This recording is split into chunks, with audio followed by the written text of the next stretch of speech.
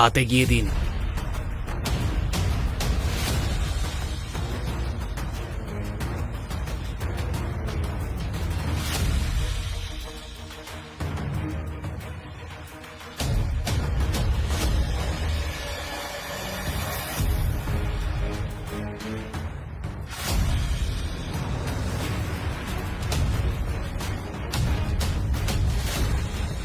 পুরো মুখ ঢেকে রাখা ভারী ঘোমটার কারণে আরমান বুঝতেই পারেনি যে কোণে বদলে গেছে। সে দ্রুত বিয়ের সব রীতি সম্পন্ন করল, আর বিয়ে শেষ হতেই সম্পূর্ণরূপে আবার নিজের ফোন আর কাজে ডুবে গেল।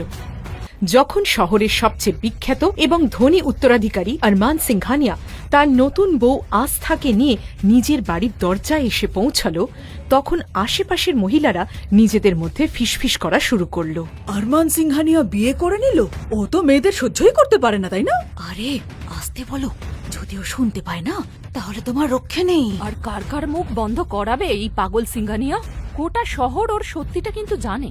জানি না কোন মেয়েটার কপাল পুড়ল যে এরকম একটা শয়তানকে বিয়ে করে তার বউ হলো। শুনতে পাচ্ছি আমি, কানে কালা নই। সবাই জানত যে আরমান মেয়েদের প্রতি ভীষণ ঘৃণা পোষণ করত, আর এই ঘৃণা থেকেই এমন গুজবও ছড়িয়েছিল যে আরমান সিংঘানিয়া মেয়েদের নয় বরং ছেলেদের পছন্দ করে। সামনে আছি বলে যা খুশি তাই বলবে। তোমরা জানো তো আমি কে, আর আমি কি করতে পারি তা নিশ্চয়ই তোমরা জানো। কি নাম ছিল যেন তোমাদের ওই বন্ধুর?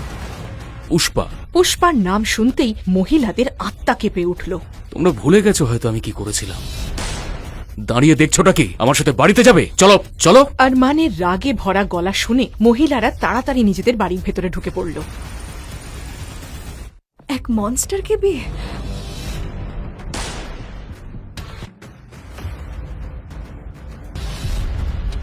ওই মনস্টারকে বিয়ে করে ওর সন্তানের জন্ম দিতে হবে। আস্থা, তোর কাছে অন্য কোনো আর পথ নেই। তোকে এই বিয়েটা করতেই হবে। আমি এই বিয়ে করতে পারবো না। আমার ডক্টর হওয়ার স্বপ্ন অসম্পূর্ণ থেকে যাবে। তুই জানিস এদের কত ক্ষমতা? সবকিছু করতে পারে এরা। তোর মামার প্রাণ পর্যন্ত যেতে পারে। এত স্বার্থপর তো তুই নয় যে শুধু নিজের কথাই ভাববি। একেবারে নিষ্পাপ ফুলের মতো কোমল আস্থাকে কনের সাজে সাজানো হয়েছিল। ওকে এতটাই সুন্দর লাগছিল যে কেউ ওর দিকে তাকিয়ে থাকতে বাধ্য ছিল।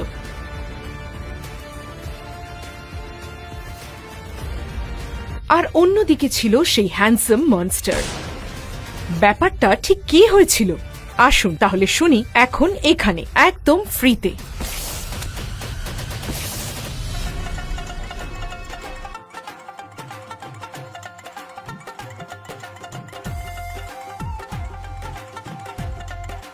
প্রিয়াঙ্কা দিদি, তোমার বিয়ে আর আমি আসবো না? এটা কখনো হতে পারে? দিদা, মাত্র গতকালই আস্থা খুশি মনে গ্রামের বাড়ি থেকে শহরে এসেছিল তার মামির মেয়ের বিয়েতে যোগ দিতে। দিদা, ছোটবেলায় অনাথ হয়ে যাওয়া আস্থাকে লালন পালন করে বড় করেছিল তার দিদা। তার একটাই স্বপ্ন ছিল পড়াশোনা করে ডাক্তার হওয়া।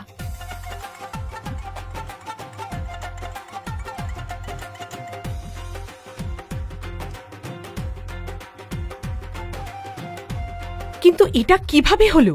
কিভাবে আস্থা কোণে হয়ে গেল? ব্যাঙ্গালোরে হাজার হাজার মানুষের ভিড় আর ক্যামেরার ঝলকানির মাঝে ছিল দেশের সবচেয়ে ক্ষমতাবান ব্যবসায়ী আরমান সিংঘানিয়া। আর আজ তারই বিয়ে হচ্ছে।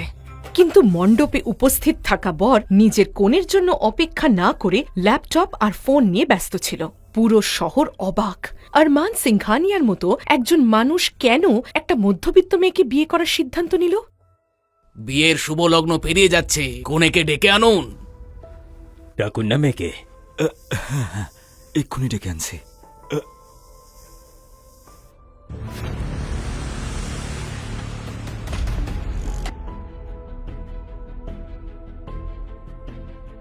আরমানের কোণে প্রিয়াঙ্কাকে পছন্দ করেছিলেন আরমানের দাদু আলোক সিংঘানিয়া। প্রিয়াঙ্কা ছিল তাদের অফিসের একজন ক্লার্ক মনোজ মালহোত্রার মেয়ে। অত্যন্ত সরল আর সাদাসিধে মেয়ে প্রিয়াঙ্কা বাবার চাপে এই বিয়েতে রাজি হয়েছিল। কিন্তু আজ এই বিয়ের দিনে মনোজ যখন নিজের মেয়ের ঘরে ঢুকল, ঘরের অবস্থা দেখে তার পায়ের তলার মাটি অবধি সরে গেল। মণ্ডপে যাওয়ার ঠিক আগেই প্রিয়াঙ্কা উধাও হয়ে গিয়েছিল। আরে তুমি কি করলে? প্রিয়াঙ্কার বাবা মা বিষয়টা বুঝতেই তাদের পা কাঁপতে শুরু করলো। ঠিক তখনই আলোক সিংঘানিয়া বুঝতে পারলেন কিছু একটা গন্ডগোল হয়েছে। সেটা বুঝেই তিনি রুমের দিকে এগিয়ে গেলেন। আরে মেয়ে তৈরি হয়েছে না হয়নি? হ্যাঁ, ও তো রেডি হচ্ছে, কিছুক্ষণের মধ্যে চলে আসবে। আপনি যান না। কিন্তু এই মিথ্যে বেশিক্ষণ টিকল না। আরমানের দাদু ঘরের ভেতর থেকে কান্নার শব্দ শুনতে পেলেন। তিনি দরজা ঠেলে খুলে ভেতরে ঢুকলেন।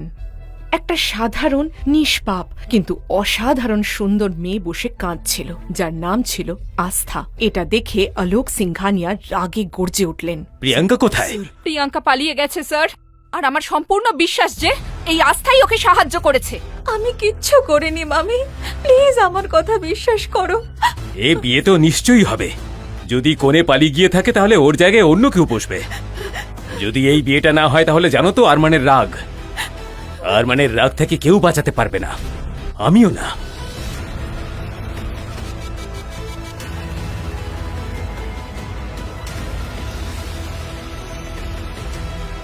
আসলে আরমান মেয়েদের ঘৃণা করত, আর এই বিয়েটা করানোর জন্য আলোক সিংঘানিয়া তার নকল হার্ট অ্যাটাকের নাটক করেছিলেন। যদি কোণে পালিয়ে যাবার কথা প্রকাশ পেত তাহলে আরমানের রাগ সবাইকে ছাই করে দিত। তাই কোণের মা সীমা আস্থাকে সামনে ঠেলে দিয়ে বলল, এই সব কিছু এর জন্য হয়েছে, তাই এর মূল্য ওকেই চোকাতে হবে। শোন আস্থা, এখন আরমানের বউ তোকেই হতে হবে, শুনতে পেয়েছিস? আস্থা প্রচন্ড ভয় পেয়ে গেছিল। ও কাঁদতে কাঁদতে বলল, আমি বিয়ে করতে চাই না মামি, প্লিজ আমাকে দিদার কাছে যেতে দাও প্লিজ। ওই প্রিয়াঙ্কা দিদি বলছিল যে ও এক বাজে কথা বলা বন্ধ কর তুই, আর যেমন বলছি তেমন কর। আস্থা কাঁদছিল, চিৎকার করছিল, কিন্তু কেউ ওর কথা শুনল না। এই মুহূর্তে বিষয়টা কোনো মেয়ের জীবনের কথা ছিল না, বিষয়টা ছিল সিংঘানিয়া পরিবারের সম্মানের। আস্থা, তোমাকে এই বিয়েটা করতেই হবে, না হলে আরমান সিংহানি আমাদের সবাইকে প্রাণে মেরে ফেলবে। আরে তুমি জানো না ও কতটা ভয়ঙ্কর। আস্থার কাছে আর কোনো পালানোর পথ ছিল না। ওকে সঙ্গে সঙ্গে কোণের পোশাক পরিয়ে সাজিয়ে দেওয়া হলো, আর মুখ ঢাকার জন্য মাথার উপর ঘোমটা দেওয়া হলো।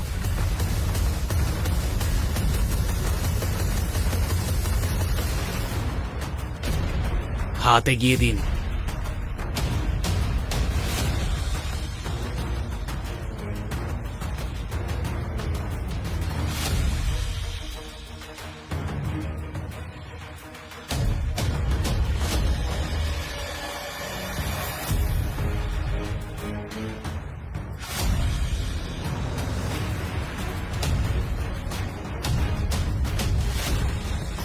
পুরো মুখ ঢেকে রাখা ভারী ঘোমটার কারণে আরমান বুঝতেই পারেনি যে কোণে বদলে গেছে।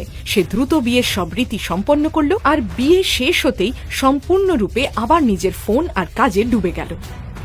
বড়বাবু, এখানে এই মেয়েটার সব ইনফরমেশন আছে। এদিকে আস্থা সম্পর্কে সবকিছু জানার জন্য আরমানের দাদু আলোক সিংঘানিয়া তার সম্পূর্ণ ব্যাকগ্রাউন্ড ফাইল আনিয়েছিলেন। কিন্তু আস্থার বাবা মায়ের তথ্যের দিকে চোখ পড়তেই, যারা নাকি এক ভয়াবহ দুর্ঘটনায় মারা গিয়েছিলেন, তিনি সম্পূর্ণ স্তব্ধ হয়ে গেলেন। তিনি নিজের মনে বিড়বিড় করে বললেন, প্রথমে আমি ভেবেছিলাম এই মেয়েটাকে 2-4 দিনের মধ্যেই ডিভোর্স করিয়ে মুক্তি দিয়ে দেব, কিন্তু আর নয়, ও সারা জীবন আরমান সিংহানিয়ার স্ত্রী হয়েই থাকবে। এরপর বিয়ের অনুষ্ঠান শেষ হলো, আর আস্থা এসে পৌঁছল সিংঘানিয়া ম্যানশনের সামনে। আরমান অপেক্ষা না করেই ভেতরে ঢুকতে গেল, কিন্তু হঠাৎই, আরমান বাবা, বিয়ের পরে একা বাড়িতে ঢুকতে পারবে না, বৌমাকে নিয়ে এসো। যাও যাও, নিয়ে এসো বৌমাকে। ছোটবেলায় বাবা মাকে হারানোর পর দাদুই ছিলেন একমাত্র মানুষ যাকে আরমান নিজের জীবনের চেয়েও বেশি ভালোবাসত, আর ওনার কথা কোনোদিনও সে অমান্য করত না।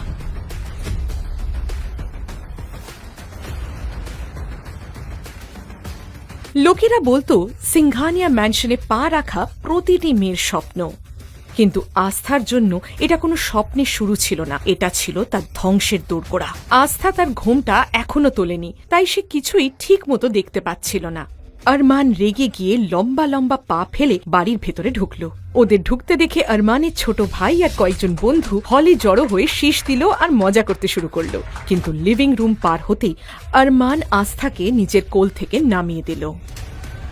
আর হ্যাঁ, যা নাটক করা ছিল হয়ে গেছে, এবার অফিসের কাজ করতে হবে, আর নাটক করতে পারছি না। এই বলে আরমান নিজের স্টাডি রুমে ঢুকে গেল। আহান বাবা, হ্যাঁ দাদু। বৌদি আসো, তোমাকে আমি তোমার রুমটা দেখিয়ে দিচ্ছি।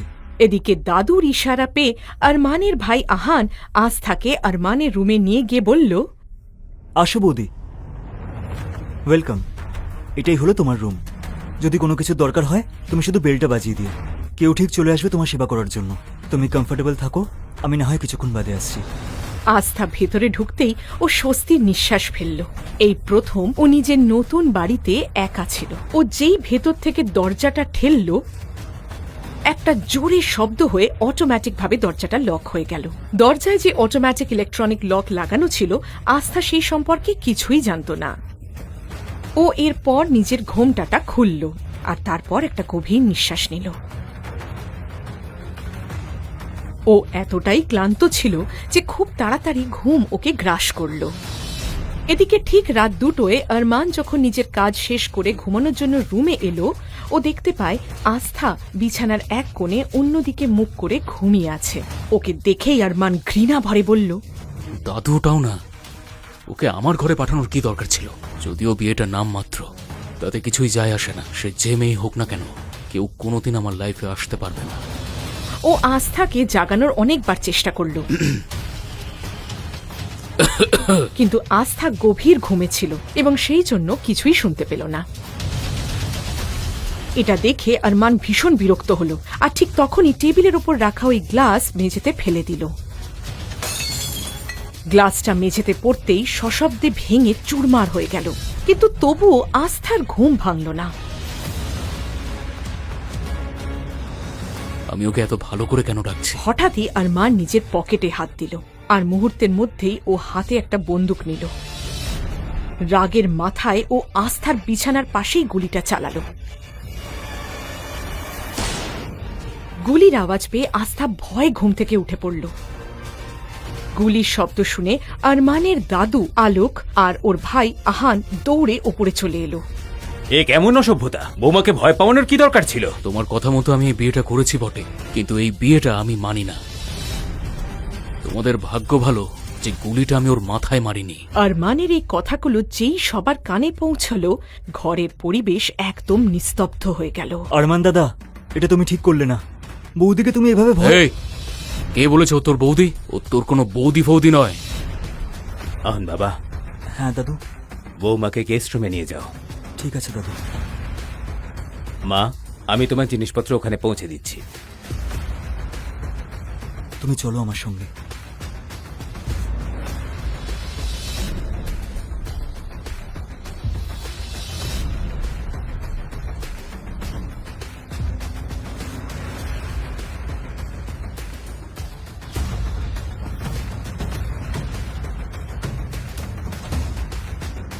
আমাকে ক্ষমা করে দিও মা। আমি জানি তোমার সঙ্গে আমি খুবই অন্যায় করেছি, কিন্তু তখন আর কোনো রাস্তাই ছিল না। দেখুন দাদু, আপনি ক্ষমা কেন চাইছেন? যা কিছু হয়েছে তাতে আপনার কোনো দোষ নেই। মা, তুমি আরমানকে যদি পুরোপুরি বদলে দিতে পারো, তাহলে তাহলে আমি তোমার ডাক্তার হওয়ার স্বপ্ন বাস্তবায়িত করব। এটা আমি কথা দিচ্ছি। এই কথাটা শুনতেই আস্থার চোখে যেন আশার আরেকবার ঝলক দেখা দিল। আমি জানি মা, এই কাজ একমাত্র তুমিই করতে পারো। চলো, এখন অনেক রাত হয়ে গেছে, আমি তোমার স্যুটকেস পাঠিয়ে দিচ্ছি। তুমি কাপড় বদলে এখানেই শুয়ে পড়ো। এমনিতেও কালকে সকালে আরমানকে প্যারিস যেতে হবে বিজনেস ডিলের জন্য।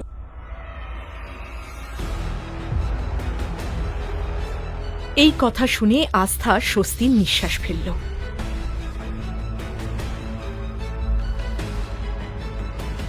পরের দিন সকালে যখন ও ঘুম থেকে উঠল, বহুদিন পর শহরের সকালটা ওর কাছে খুব ভালো লাগছিল।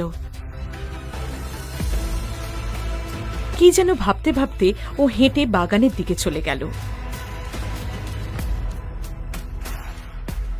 বাগানে পৌঁছতেই আস্থা একজনকে দেখতে পায় যে ফর্মাল প্যান্ট আর শার্ট পরেছিল। সে বড় একটা কাঁচি দিয়ে গাছের ডাল কাটছিল। আর তারপর কি হলো? ও মাই গড, এই মালির মাথা খারাপ হয়ে গেছে। আরমানের এত দামি গাছ নষ্ট করছে। যদিও জানতে পারে না তাহলে ও রক্ষে নেই। এটা কি করছো তুমি?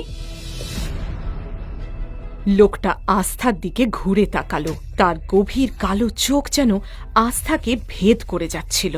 এক মুহূর্তের জন্য যেন তার হৃদস্পন্দন থেমে গেল। তোমাকে ওই বন্দুকধারী মনস্টারের হাত থেকে বাঁচানোর চেষ্টা করছি, উল্টো তুমি আমাকেই চোখ রাঙাচ্ছ। এই মানুষটি আর কেউ নয়, আরমান নিজেই। প্যারিসে যাওয়ার জন্য আরমান সকালে বেরিয়েছিল ঠিকই, কিন্তু খারাপ আবহাওয়ার কারণে ওকে মিটিং পরের সপ্তাহে পোস্টপোন করতে হয়েছিল। আরমানের খালি একটাই শখ ছিল, গাছ লাগানো আর তাদের যত্ন নেওয়া। এই সম্পর্কে বেচারি আস্থা কিছুই জানত না।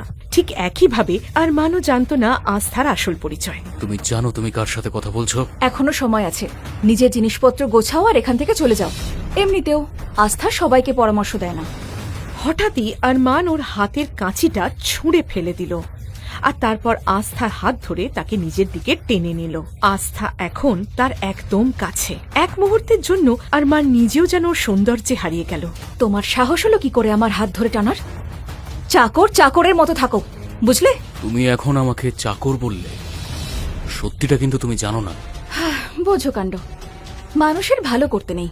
তোমায় ওই বন্দুকধারী মনস্টারের হাত থেকে বাঁচানোর চেষ্টা করছি, উল্টো তুমি আমায় শাসাচ্ছ। শাসানো? সেটা আবার কি হয়? হে ভগবান, মনে হচ্ছে ওই মনস্টার নিজের মতো লোকজনই এখানে পুষে রেখেছে। শাসানো মানে হলো হুমকি। আমি তোমাকে বাঁচানোর চেষ্টা করছি আর তুমি আমাকেই রব দেখাচ্ছ।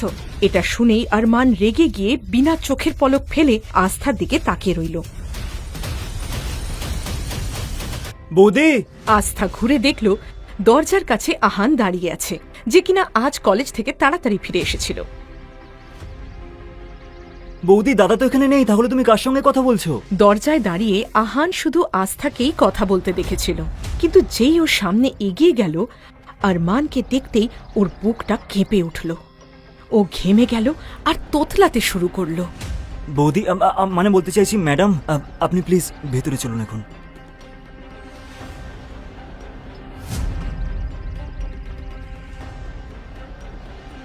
দাদা, এইভাবে আমাকে ঠকানো হলো? আহান আমাকে এইভাবে মিথ্যে বলার কারণ কি ছিল? আরমানের দাদুর কথাটা মনে পড়ল, কিন্তু তাকে এখনো বলা হয়নি যে তার বিয়ে প্রিয়াঙ্কার সাথে নয়, বরং আস্থার সাথে হয়ে গেছে। কিন্তু আহান ভুল করে সত্যিটা ফাঁস করে ফেলেছিল। দাদা, আমি তোমাকে সব বলছি, শুধু আমাকে একটা সুযোগ দাও। আসলে তোমার বিয়েটা অন্য কারোর সাথে হওয়ার ছিল।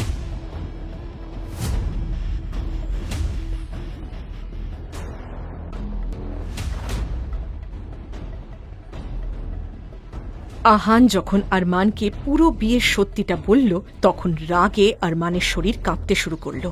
এদিকে আস্থা যখন বুঝতে পারল যে যার সঙ্গে সে এতক্ষণ ঝগড়া করছিল সে আর কেউ নয় বরং আরমান, তখন ওর মুখের রং উড়ে গেল। কিন্তু তখন অনেক দেরি হয়ে গেছে। আরমান নিজের পকেটে হাত ঢুকিয়ে সঙ্গে সঙ্গে একটা বন্দুক বের করল। আরমান, এটা কি করছেন? আমাকে যারা মিথ্যে বলে আর যারা ঠকায় তাদেরকে আমি ঘেন্না করি, আর আমাকে ঠকানো হয়েছে। এই কথাটা বলেই আরমান সঙ্গে সঙ্গে বন্দুকের ট্রিগার টিপে দিল। ভয়ে আস্থা চিৎকার করে সেখানেই অজ্ঞান হয়ে পড়ে গেল।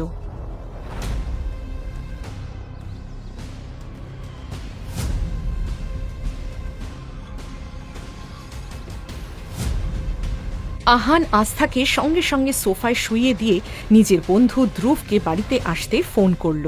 ধ্রুব শহরের একজন বিখ্যাত সার্জন এবং ডক্টর ছিল। আস্থাকে এই অবস্থায় দেখে দাদু আরমানকে বুঝিয়ে বললেন, আরমান বাবা,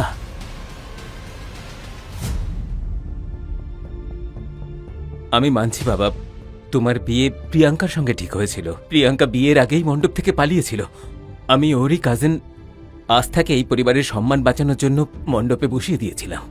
তুমি খুব বড় ভুল করেছো দাদু, এটা করা উচিত হয়নি তোমার। আর এই সব কথা বলে আরমান রাগে নিজের রুমে চলে গেল। এদিকে ধ্রুব এসে আস্থাকে পরীক্ষা করল এবং তাকে একটা ইনজেকশন দিয়ে বলল, ভয় পাওয়ার কোনো ব্যাপার নেই, আমি ওষুধ দিয়ে দিয়েছি, একটু পরেই বৌদির জ্ঞান ফিরবে। ধ্রুবের কথা শেষ হতে না হতেই আরমানের রুম থেকে আবারও গুলির শব্দ ভেসে এলো। সবাই ভীষণ ভয় পেয়ে গেল। সকলে মিলে দৌড়ে তার রুমের দিকে গেল। এদিকে দাদুর শরীরও ঘামে ভিজে গিয়েছিল। তার শরীরে এতটাও শক্তি ছিল না যে তিনি দৌড়ে আরমানের রুম পর্যন্ত পৌঁছে যাবেন। যেই মুহূর্তে আহান রুমে ঢুকল, ও দেখতে পেল আরমানের হাত থেকে রক্ত বেরিয়ে যাচ্ছে। আরমান দাদা, এটা তুমি কি করলে? ধ্রুব দেখো। দাদু কোনো মতে কষ্ট করে ওই ঘরে পৌঁছেছিলেন। এরকম একটি দৃশ্য দেখে যেন তার নিঃশ্বাসই বন্ধ হয়ে গেল। ধ্রুব, দাদুকে দেখো। দাদু। আহান যখন দেখল দাদুর শ্বাস নিতে কষ্ট হচ্ছে, তখনই সে দ্রুত ধ্রুবকে গাড়ি বের করতে বলল। দাদু, এদিকে আরমান আর বাড়ির সবাই যখন দাদুকে নিয়ে নিচে নামছিল, সবার চোখ গিয়ে পড়ল আস্থার ওপর। কারণ আস্থা তখনও হলের সোফায় অজ্ঞান হয়ে পড়ে রয়েছিল। অবশেষে আরমানের চোখ পড়ল আস্থার ওপর। সে রাগ আর ঘৃণা ভরা চোখে তার দিকে তাকালো। দাদুর আজ এই অবস্থার কারণ শুধুমাত্র তুমি আস্থা। এর ফল তোমাকে অবশ্যই ভুগতে হবে। খুব শীঘ্রই সবাই শহরের সেই বিখ্যাত হাসপাতালে গিয়ে পৌঁছাল আর দাদুকে এমার্জেন্সি রুমে ভর্তি করা হলো। এদিকে বাড়িতে জ্ঞান ফিরতেই আস্থা লক্ষ্য করল বাড়িতে আর কেউ নেই। সেই নীরবতা যেন আস্থার কানে বিঁধতে লাগলো। ভারী মাথা নিয়ে ও পুরো বাড়িতে দাদুকে ডাকতে লাগলো। দাদু, দাদু, আহান, কেউ আছেন? ম্যাম। আপনি কে আর আমাকে এভাবে আটকাচ্ছেন কেন? ম্যাম, আমি দেব, আর এখন এই বাড়িতে কেউ নেই, আর আপনার বাইরে যাওয়ার কোনো পারমিশন নেই। কেউ নেই মানে? একটু আগেই তো সবাই এখানেই ছিলেন। দাদু কোথায়? দাদুর শরীরটা হঠাৎ করে খারাপ হয়ে গেছে, তাই জন্য সবাই ওনাকে নিয়ে হসপিটাল গেছেন। আমি এখনই ওনার কাছে যেতে চাই। ক্ষমা করে দেবেন madam, boss I mean Arman স্যারের পারমিশন ছাড়া আপনি বাইরে যেতে পারবেন না। আমার কারোর পারমিশনের প্রয়োজন নেই। আস্থার জেদের সামনে দেবকে হার মানতেই হলো। সে আস্থাকে গাড়িতে করে হাসপাতালে নিয়ে গেল। ওদিকে হাসপাতালের পরিবেশ খুব একটা ভালো ছিল না। ধ্রুব ওয়ার্ড থেকে বাইরে বেরিয়ে এলো। আরমান ব্রো, দাদুর অবস্থা খুব একটা ভালো নয়, আবার হার্ট অ্যাটাক হয়েছে। আর তুমি যদি একটু স্ট্রেস দাও তাহলে কিন্তু আমাদের দাদুকে হারাতে হবে। এই ধ্রুব, আমার দাদুর যেন কিচ্ছু না হয়, এই কথাটা ভালো করে মাথায় ঢুকিয়ে নে। সত্যিটা এটাই আরমান দাদা, সবসময় তোমার রাগ আর জেদের ফল দাদুকেই ভোগ করতে হয়। ছাড়ো দাদা, ছাড়ো। তুমি এখনো শুনবে না আমার কথা, তাই তো? আরমান ছাড়ো ওকে। আরমানের বন্ধুরা আকাশ আর সুমিত মাঝে এসে ধ্রুবকে বাঁচালো। আরমান সম্পূর্ণভাবে ভেঙে পড়েছিল। সে একা গিয়ে দেওয়ালের পাশে ঠেস দিয়ে দাঁড়ালো। নিজের চিন্তায় মগ্নই ছিল। আর ঠিক তখনই গ্যালারির অন্য প্রান্ত থেকে দৌড়ে আসতে গিয়ে আস্থা ধাক্কা খেল আরমানের সঙ্গে। সে উপরে তাকিয়ে দেখল সামনে দাঁড়িয়ে আছে আগুনের মতো রাগে জ্বলতে থাকা আরমান সিংঘানিয়া। তুমি এখানে কি করছো? আমি দাদুর সঙ্গে আমার দাদুকে মৃত্যুর মুখে ঠেলে দিয়ে তোমার এত সাহস! এখানে মজা দেখতে এসছো? আস্থা থরথর করে কাঁপছিল। ও কোনোদিনই ভাবতে পারেনি যে ও যাকে বিয়ে করেছিল সেই মানুষটা এতটাও নিষ্ঠুর হতে পারে। আমাকে দাদুর সঙ্গে দেখা করতে দাও, প্লিজ সরে যাও। এই, তোমার এই মুখে দাদুর কথা একদম বলবে না। আর তোমার যদি মনে হয় তোমার এই সৌন্দর্য দিয়ে তুমি আমার পরিবারকে বশ করে নেবে, তাহলে তুমি কিন্তু ভুল ভাবছো। তোমার এই সৌন্দর্যের জাল তুমি অন্য কোথাও বিছিও, এর প্রভাব আমার উপর পড়বে না। আস্থা কিছু বলার চেষ্টা করেছিল, কিন্তু কথাগুলো ওর গলাতেই আটকে রইল। তখনই ঠিক পেছন থেকে দেবের গলা শোনা গেল। বস, দাদুর জ্ঞান ফিরেছে, উনি দেখা করতে চাইছেন। আরমান এক ঝটকায় আস্থার হাত সরিয়ে দিল আর তারপর ওয়ার্ডের ভেতরে দাদুর সঙ্গে দেখা করতে গেল। আরমান বিছানার কাছে পৌঁছতেই, আরমান বাবা, আমি জানি তুমি এই বিয়েটা ঠিক করতে চাওনি, কিন্তু ও এখন আমাদের এই বাড়ির বউ। আমি চাই তুমি ওকে আপন করে নাও। দাদু, ওই মেয়েটা আমার জীবনের অংশ কোনোদিন হবে না। আরমান দাদা, তুমি এ কি বলছো? বৌদি বাইরেই আছে। এই কিসের বৌদি? বৌদি নয় ও তোর। আমার কথা ভালো করে শুনে নাও সবাই, ওর সাথে কেউ কোনো সম্পর্ক রাখবে না। ঠিক তখনই দাদুর চোখে এক অদ্ভুত আগুন আর রাগ দেখা দিল। আরমান বাবা, আস্থা বাইরে দাঁড়িয়ে আছে। দেখো, যদি তুমি আমার বৌমাকে ভেতরে না নিয়ে আসো না, তাহলে আমার চিতাতে আগুন দেওয়ার অধিকারও আমি তোমার থেকে ছিনিয়ে নেব। এই কথাটা শুনে সবাই ঘরের মধ্যে নিস্তব্ধ হয়ে রইল। রাগে আরমানের মুখ লাল হয়ে উঠল। ওকে নিয়ে এসো। আরমান দাদা, মাথা ঠান্ডা করো। দাদু আস্থা বৌদিকে ভরসা করে ফেলেছে। যদি তুমি ওদের আলাদা করো, এই চিন্তায় দাদুর প্রাণও যেতে পারে। সত্যি বলো তো, কোনটা বড়, তোমার রাগ না দাদুর প্রাণ?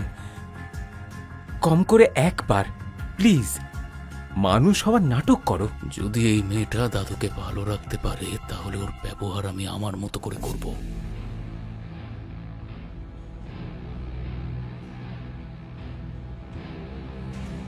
আমাকে মানতেই হবে, তুমি এসেই সবার আগে আমার পরিবারের দুর্বল লোককে কাবু করেছ।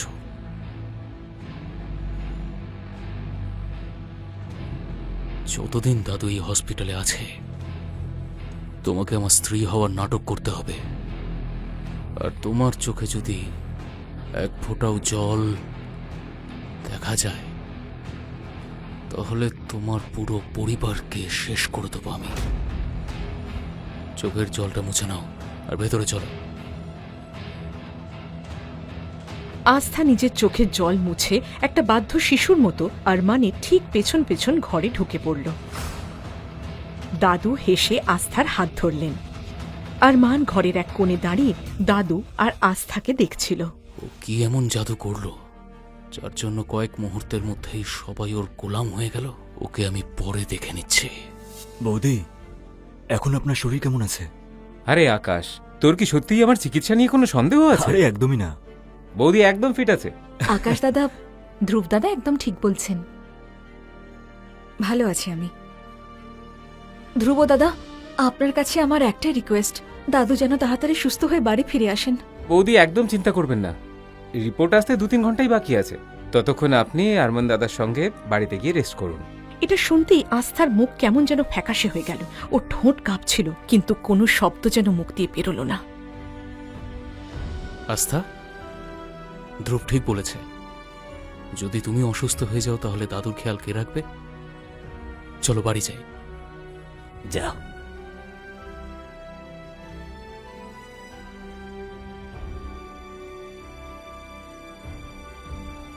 সুমিত, আমি যেটা শুনতে পেলাম তুইও কি তাই শুনলি? দাদার কি হলো রে? মনে হচ্ছে বৌদি ম্যাজিক জানে।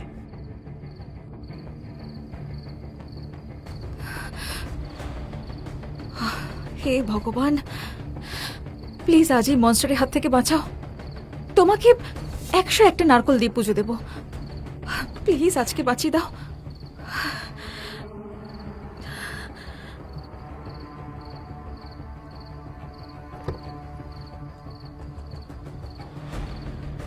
গাড়ি ম্যানশনে পৌঁছতেই আরমান পেছনে না তাকিয়ে ভেতরে চলে গেল। ওদিকে দেব গাড়ির দরজা খুলে দিল আস্থার জন্য।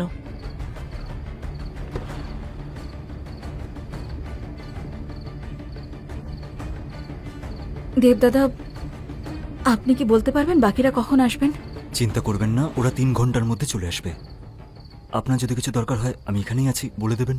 দেব বুঝতে পেরেছিল যে আরমানের সঙ্গে একা থাকতে আস্থা প্রচণ্ড ভয় পাচ্ছিল।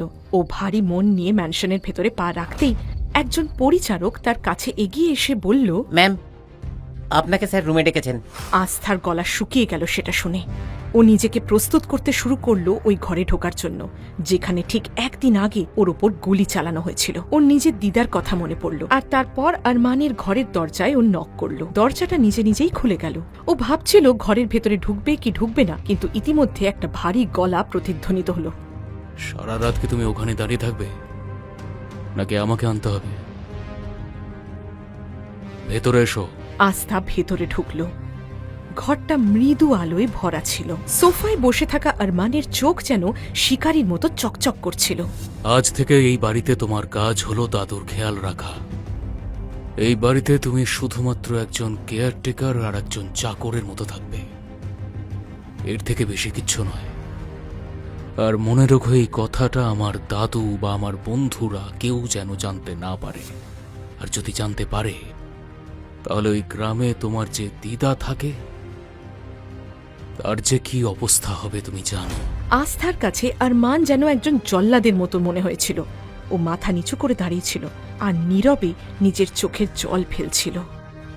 আরমান সেই চোখের জল দেখল, কিন্তু তার মন একটুও করল না। তোমার চোখ থেকে যে জল বেরোচ্ছে সেটা আমার সামনে যত বেরোনোর বেরিয়ে যাক, কিন্তু এই জল আমার দাদু বা আমার বন্ধুদের সামনে যেন কখনোই না বেরোয়। কথাটা মাথায় ঢুকিয়ে নাও, কারণ তুমি জানো যদি এরকম হয় তার ফল ভালো হবে না। গোটা গ্রামের মানুষেরা আমায় এত ভালোবাসে, কিন্তু এই অচেনা মানুষটা আমায় এত ঘৃণা করে কেন? তোমার যা জিনিস আছে তাই ঘরে নিয়ে এসো। এই ঘরে? কথাটার ভুল মনে করো না। এই সমাজের চোখে আমরা স্বামী স্ত্রী, তাই আমাদের এক ঘরে থাকতেই হবে। তুমি এখানে নিচে শোবে আর আমি খাটে, ব্যাস।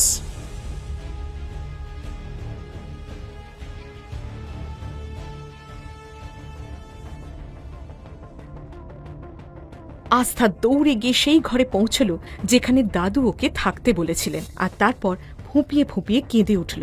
কিন্তু তারপরে আরমানের হুমকি ওর মনে পড়ে যায়। তাহলে ওই গ্রামে তোমার যে দিদা থাকে তার যে কি অবস্থা হবে তুমি জানো। ও নিজেকে অনেক কষ্টে সামলালো। না আস্থা, এভাবে কাঁদলে হবে না। মনে সাহস আনতে হবে। দিদার দাদুকে সুস্থ রাখতে হলে তোকে ওই মনস্টারের মুখোমুখি হতেই হবে। আস্থা নিজের ছোট ব্যাগটা নিয়ে আবারও আরমানের ঘরে ফিরে এলো। ওগুলো ওই কোনায় রাখো আর এখানে এসে বসো। আরও কি চাইও আমার কাছে? আর কিছু বাকি আছে নাকি? এই ফাইলটা তোলো, এটা একটা কন্ট্রাক্ট পেপার। যতদিন তুমি আমার সাথে এই ঘরে থাকবে এই কন্ট্রাক্টের কথা মাথায় রাখবে। এই কথাগুলো শুনতেই ফাইলের ভেতরে কন্ট্রাক্ট পেপারস যেই আস্থার চোখে পড়ল, ও বিস্মিত হয়ে রয়ে গেল। ওর মুখের রং উড়ে গেল। এমন কি লেখা ছিল ওই পেপারসে যা দেখে আস্থা একেবারে হতবাক হয়ে গেল? তার দিদা এবং দাদুকে বাঁচানোর জন্য কন্ট্রাক্ট পেপারসে কি সাইন করবে আস্থা? আরমানের রাগের পেছনে অতীতের কোন গোপন রহস্য লুকিয়ে আছে? এরপর আস্থার জীবনে কি হতে চলেছে? ও কি পারবে আরমানের পাথরের মতো হৃদয় গলাতে? আর শুরু হবে কি এক নতুন প্রেমের গল্প? সে প্রশ্নভরা দৃষ্টিতে আরমানের দিকে তাকালো, যেন জানতে চাইছে এটা কিসের ফাইল। আরমান তার দৃষ্টি বুঝে বলল, এই ফাইলে স্পষ্ট লেখা আছে যে আগামী 6 মাস তুমি আমার জন্য কেয়ারটেকারের কাজ করবে। আমি তোমাকে এই বাড়ির কেয়ারটেকার হিসেবে নিয়োগ করছি। প্রতি মাসে 1 লাখ টাকা বেতন পাবে। 6 মাসে মোট 6 লাখ টাকা। আস্থার চোখ বিস্ময়ে আরও বড় হয়ে গেল। আরমানের আচরণ যেন তার অস্তিত্বকেই নাড়িয়ে দিল। সে তার আত্মসম্মানে আঘাত করেছিল। এটা তার কাছে অত্যন্ত অপমানজনক ছিল। আরমান তাকে লোভী আর প্রতারক ভেবে অপমান করেছিল। আস্থা মনে মনে ভাবল, এই নিষ্ঠুর মানুষটার কাছে এত টাকা আছে, কিন্তু তাতে কি লাভ? যে মানুষ মানুষকেই মানুষ মনে করে না, আর কথা বলার ভদ্রতাও জানে না। তার ইচ্ছে হচ্ছিল আরমানকে বলে দিতে, তোমার টাকার প্রতি আমার কোনো আগ্রহ নেই, তোমার টাকা তুমি নিজের কাছেই রাখো। আরমান না বললেও সে দাদাজির সেবা করত। এটা তার কর্তব্য ছিল। দাদাজি তাকে যে ভালোবাসা আর বিশ্বাস দিয়েছিলেন, তার জন্য সে সবকিছু করতে পারত। তিনি চাইলে বিনা পারিশ্রমিকেও তার সেবা করত। কিন্তু সে আরমানের সামনে কিছুই বলতে পারল না। শুধু একদৃষ্টে তার দিকে তাকিয়ে রইল। তুমি কি কম শোনো, নাকি বারবার আমার ধৈর্যের পরীক্ষা নিচ্ছ? আমি বলেছি না, কলমটা তুলে নাও আর সই করো। একটা কথা মনে রাখবে, যদি তুমি আরমান সিংহানিয়ার নামের অপব্যবহার করার চেষ্টা করো, তাহলে এমন শাস্তি পাবে যার কথা তুমি কল্পনাও করতে পারবে না।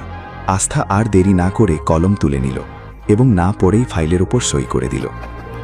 সে শুধু আরমানের হাত থেকে মুক্তি পেতে চাইছিল। সই করা মাত্রই আরমান ঝটকা দিয়ে কাগজগুলো তুলে নিল এবং ঠোঁটে বাঁকা হাসি নিয়ে আস্থার দিকে তাকালো। হঠাৎ কাগজগুলো বিছানায় ছুঁড়ে ফেলে সে আস্থার দিকে এড়িয়ে এলো। ভয়ে আস্থা পিছিয়ে যেতে লাগল। হে কানহাজি, এখন আমি কোথায় যাব? এই দানবের হাত থেকে কিভাবে বাঁচব? আরমান দুদিক থেকে তার পথ আটকে দিয়ে তার সুন্দর মুখটার দিকে গভীরভাবে তাকিয়ে বলল, তুমি জানো তুমি কোন কাগজে সই করেছ? তুমি কি শিক্ষিত নও? একবারও কাগজগুলো পড়ার প্রয়োজন মনে করলে না? আস্থা বিস্ময়ে তার দিকে তাকিয়ে রইল। আরমান বলল, তুমি পড়নি তাই আমি বলছি। শেষের 2টা কলামে লেখা আছে, যদি তুমি আমাকে ঠকানোর বা মিথ্যে বলার চেষ্টা করো তাহলে তোমাকে খুন করার অধিকারও আমার আছে। আরমানকে এতটা কাছে দেখে আস্থা জোরে চিৎকার করে উঠল। তার চিৎকার আরমানের কানে এমনভাবে বাজল যে কানে ঝাঁঝরা ধরার মতো অবস্থা হলো। সে এক হাত নিজের কানে আর এক হাত আস্থার মুখে রেখে বলল, বোকা মেয়ে, এটা কি করলে?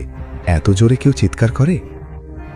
আরমানের রাগী গলা শুনে আস্থা আরও ভয় পেয়ে গেল এবং হাউমাউ করে কাঁদতে শুরু করল। তাকে কাঁদতে দেখে আরমান বুঝতে পারছিল না কি করবে। এই মেয়েটা একটু আগেই তার কান ফাটিয়ে দেওয়ার মতো চিৎকার করেছে, আর এখন নিজেই এমন কাঁদছে যেন কতটা নিরীহ।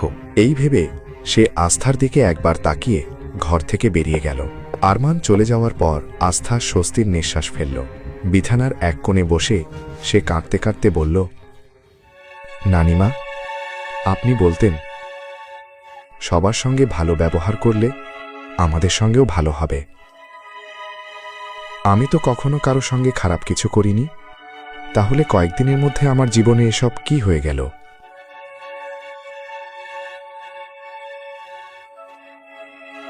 ওদিকে আকাশ, সুমিত, ধ্রুব এবং আহান দাদাজিকে নিয়ে বাড়িতে পৌঁছাল। পুরো ম্যানশনে এক অদ্ভুত নীরবতা বিরাজ করছিল। 4 জনই কাউকে কিছু বলল না। ঠিক তখনই তারা সিঁড়ি দিয়ে নামতে থাকা আরমানকে দেখতে পেল। এরপর সে দাদাজির কাছে গিয়ে বলল, দাদাজি, এখন আপনার শরীর কেমন আছে? দাদাজি বললেন, আমার ছেলে, আমি একদম ঠিক আছি। তুই আমার সব চিন্তা দূর করে দিয়েছিস। আস্থা বেটিকে নিজের করে নিয়ে তুই আমাকে যে সুখ দিয়েছিস তার বদলে আমি আরো কত বছর বাঁচতে পারি। তুই আমাকে বাঁচার নতুন আশা দিয়েছিস। আরমান বলল, আপনি এখনই হাসপাতাল থেকে ফিরেছেন, বেশি কথা বলবেন না। চলুন নিজের ঘরে গিয়ে বিশ্রাম নিন। দাদাজি বললেন, হ্যাঁ হ্যাঁ বাবা, বিশ্রাম তো নেবই, কিন্তু আমার বৌমা কোথায়? আমি আস্থা বেটির সঙ্গে দেখা করতে চাই, ওর সঙ্গে দেখা করার পরেই বিশ্রাম নেব। দাদাজির এই জেদ শুনে আরমান একটু বিরক্ত হলো, কিন্তু কিভাবে তাকে আস্থার সঙ্গে দেখা করা থেকে আটকাবে সেটা বুঝতে পারছিল না। সদ্য হাসপাতাল থেকে ফেরা দাদাজিকে কষ্ট দেওয়াও ঠিক হবে না। সে চিন্তায় পড়ে গেল। আহানও বলল, হ্যাঁ ভাইয়া, ভাবি কোথায়? আমরা আসার পর থেকে তো তাকে দেখিইনি। আহান খুব আবেগ নিয়ে ভাবি শব্দটা উচ্চারণ করতে আরমান বিরক্ত হয়ে উঠল এবং রাগী চোখে তার দিকে তাকিয়ে রইল। আরমানকে এভাবে তাকাতে দেখে আহান ঘাবড়ে গিয়ে চোখ সরিয়ে নিল। ঠিক তখনই ধ্রুব নিজের কণ্ঠ জোরালো করে জিজ্ঞেস করল, হ্যাঁ আরমান ভাই, বলুন তো ভাবি কোথায়? আরমান কড়া গলায় বলল, তোমরা কি দরজার সামনে দাঁড়িয়ে বোকাদের মতো প্রশ্ন করাই চালিয়ে যাবে? দাদাজিকে এইমাত্র হাসপাতাল থেকে নিয়ে এসেছ, আগে ওনাকে সোফায় বসাও, ততক্ষণে আমি ওকে নিয়ে আসছি। এ কথা বলে আরমান বড় বড় পা ফেলে নিজের ঘরের দিকে চলে গেল। আরমান চলে যেতেই দাদাজি 4 জনের দিকে তাকিয়ে উদ্বিগ্ন গলায় বললেন, আমি যদি ওই নাটকটা না করতাম তাহলে এতক্ষণে আস্থাকে বাড়ি থেকে বের করে দেওয়া হতো। আস্থাকে আরমানের শাস্তি থেকে বাঁচাতেই আমাকে এসব করতে হয়েছে। তখন ওই পরিস্থিতি থেকে বের হওয়ার জন্যই হার্ট অ্যাটাকের নাটকের আশ্রয় নিতে হয়েছিল। এরপর তিনি ফিসফিস করে বললেন, এখন তোমরা সবাই আমার কথা মন দিয়ে শোনো। এই নাটকের ব্যাপারে আরমান যেন কানাকানিও জানতে না পারে। যতদিন না আস্থা আরমানের মনে নিজের জন্য একটা জায়গা তৈরি করতে পারছে, ততদিন আমাদের এই নাটক চালিয়ে যেতে হবে। তোমরা সবাই আমার কথা শুনছো তো? এ কথা শুনে ধ্রুব অবাক হয়ে বলল, দাদাজি, আপনার অবস্থা দেখে আমিও একবার সত্যিই ভেবে বসেছিলাম যে আপনার হার্ট অ্যাটাক হয়েছে, কিন্তু আপনি তো দারুণ অভিনেতা। আপনার অভিনয় দেখে মজা পেয়ে গেছি। আর এই আহানও আপনাকে ধরতে পারেনি যে নিজেকে খুব বড় অভিনেতা ভাবে। তাহলে আরমান ভাই কি করে ধরবে? তবে আমাদের মধ্যে সবচেয়ে তীক্ষ্ণ নজর তো আরমান ভাইয়েরই। তাই আপনাকে এখনো ওর থেকে সাবধানে থাকতে হবে। আপনাকে নিয়মিত ওষুধও খেতে হবে। তবে চিন্তা করবেন না, আপনার সব ওষুধ আমি ক্যালসিয়ামের ওষুধ দিয়ে বদলে দেব। তাহলে আপনি আরমান ভাইয়ের সামনেও নিশ্চিন্তে ওষুধ খেতে পারবেন।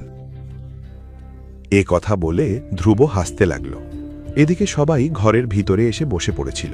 তখন আকাশ চিন্তিত হয়ে বলল, আরে আরমান ভাই তো অনেকক্ষণ আগে গেল, এখনো পর্যন্ত আস্থা ভাবিকে নিয়ে এলো না কেন? দাদাজি উদ্বিগ্ন হয়ে বললেন, আমার বারবার আস্থার জন্য চিন্তা হচ্ছে। তোমরা তো জানো আমরা ওকে আরমানের সঙ্গে একা রেখে দেওয়ার ঝুঁকি নিয়েছি, কিন্তু এখন ভয় হচ্ছে যদি আরমান আস্থা বেটিকে ভয় দেখিয়ে থাকে। ধ্রুব মাথা নেড়ে বলল, না দাদাজি, আপনার কথা মতো আমি আরমান ভাইয়ের মনে এই ধারণা ঢুকিয়ে দিয়েছি যে আস্থা ভাবেই আপনার সুখের কারণ, তাই ও আস্থা ভাবিকে কোনো কষ্ট দেবে না। আপাতত হয়তো আরমান অভিনয় করছে, কিন্তু আপনি তো জানেন ধীরে ধীরে যখন ওরা একসঙ্গে থাকবে তখন ভালোবাসাও হয়ে যাবে। একবার ভালোবাসা হয়ে গেলে আরমান ভাই কখনো আস্থা ভাবিকে ছেড়ে কোথাও যাবে না।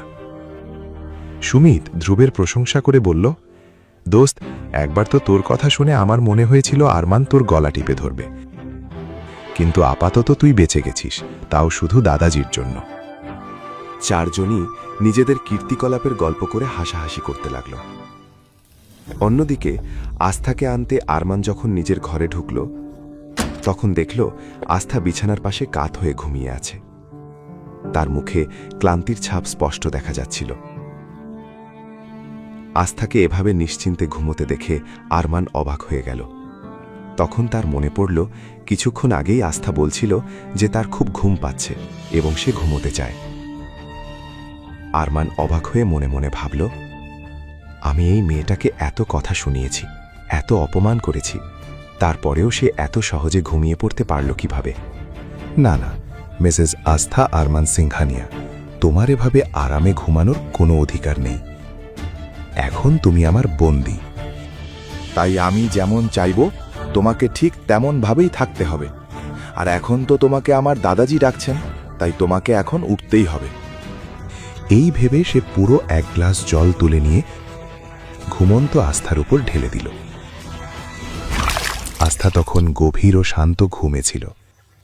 হঠাৎ গায়ে জল পড়তেই সে চমকে উঠে বসে পড়ল এবং জোরে চিৎকার করতে লাগল, দিদা, দিদা, বন্যা এসে গেছে, বন্যা এসে গেছে, দিদা দৌড়াও, বাঁচাও, বৃষ্টি এসেছে, দিদা তুমি কোথায়? আস্থাকে এভাবে চিৎকার করতে দেখে আরমান অবাক হয়ে গেল। তারপর তার আওয়াজ বাইরে না যায় সেই জন্য সে তাড়াতাড়ি আস্থার মুখে হাত চেপে ধরল। যদিও আরমানের ঘরটি সাউন্ড প্রুফ ছিল, তাই ভেতরের কোনো শব্দ বাইরে যেতে পারত না, আর বাইরের কোনো শব্দ ভেতরে আসত না। তবুও আরমান কোনো ঝুঁকি নিতে চাইছিল না। আস্থার মুখে হাত রেখেই সে রাগী গলায় বলল, এত চিৎকার করছো কেন? তুমি কি একটু আস্তে কথা বলতে পারো না? আর আমাকে না জিজ্ঞেস করে ঘুমানোর সাহস কি করে হলো তোমার?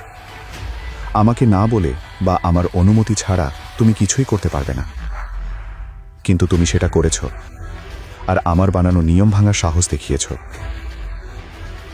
আস্থা তখন পুরোপুরি জেগে উঠেছিল। সে কিছু বলতে চেয়েছিল, কিন্তু আরমানের হাত তার মুখে থাকায় কিছুই বলতে পারছিল না। আস্থা শুধু তার বড় বড় চোখে বিভ্রান্তি নিয়ে আরমানের দিকে তাকিয়েছিল। আরমান রেগে গিয়ে বলল, তোমার মুখে এখন কি তালা লেগে গেছে নাকি? কথা বলছো না কেন? আমার কথার উত্তর দাও। সে শুধু বড় বড় চোখ করে বারবার পলক ফেলতে লাগল। সে আরমানকে বোঝাতে চাইছিল যে তার মুখে হাত চেপে রাখা হয়েছে, তাহলে সে কথা বলবে কিভাবে? আস্থা বিরক্ত হয়ে গেল। তারপর সে আরমানের হাতটা হালকা করে কামড়ে দিল। এতে আরমান সঙ্গে সঙ্গে তার মুখ থেকে হাত সরিয়ে নিল। এবার আরমান আরও বেশি রেগে গেল। আস্থার দিকে আগুন ঝরা চোখে তাকিয়ে বলল, তোমার সাহস কি করে হলো আরমান সিংহানিয়াকে কামড়ানোর? আরমানের হাত সরতেই আস্থা গভীর শ্বাস নিয়ে তাড়াতাড়ি বলল, আমরা তো অনেকক্ষণ ধরেই আপনাকে বোঝানোর চেষ্টা করছিলাম যে আপনি আমাদের মুখে হাত চেপে রেখেছেন, তাহলে আমরা কথা বলবো কিভাবে? এ কথা বলে আস্থা তার দিকে তাকালো। আস্থার দৃঢ় বিশ্বাস ছিল আজ যদি আরমান তার মুখ থেকে হাত না সরাতো তাহলে সে অজ্ঞান হয়ে যেত। আস্থা এসব কথা খুবই নিষ্পাপ আর সরল ভঙ্গিতে বলেছিল। এক মুহূর্তের জন্য আরমান সত্যিই তার সরলতায় হারিয়ে গিয়েছিল, কিন্তু পরের মুহূর্তেই সে নিজের চোখে আবার রাগ নিয়ে কঠোর গলায় বলল, তোমার এই ফালতু বকবকানি বন্ধ করো। যাও, গিয়ে কাপড় বদলে নাও, তারপর তাড়াতাড়ি দাদাজির সঙ্গে দেখা করতে আমার সঙ্গে চলো। আরমানের মুখ থেকে যখন সে শুনল যে দাদাজি ফিরে এসেছেন এবং তাকে ডাকছেন, তখন সে খুব খুশি হয়ে গেল।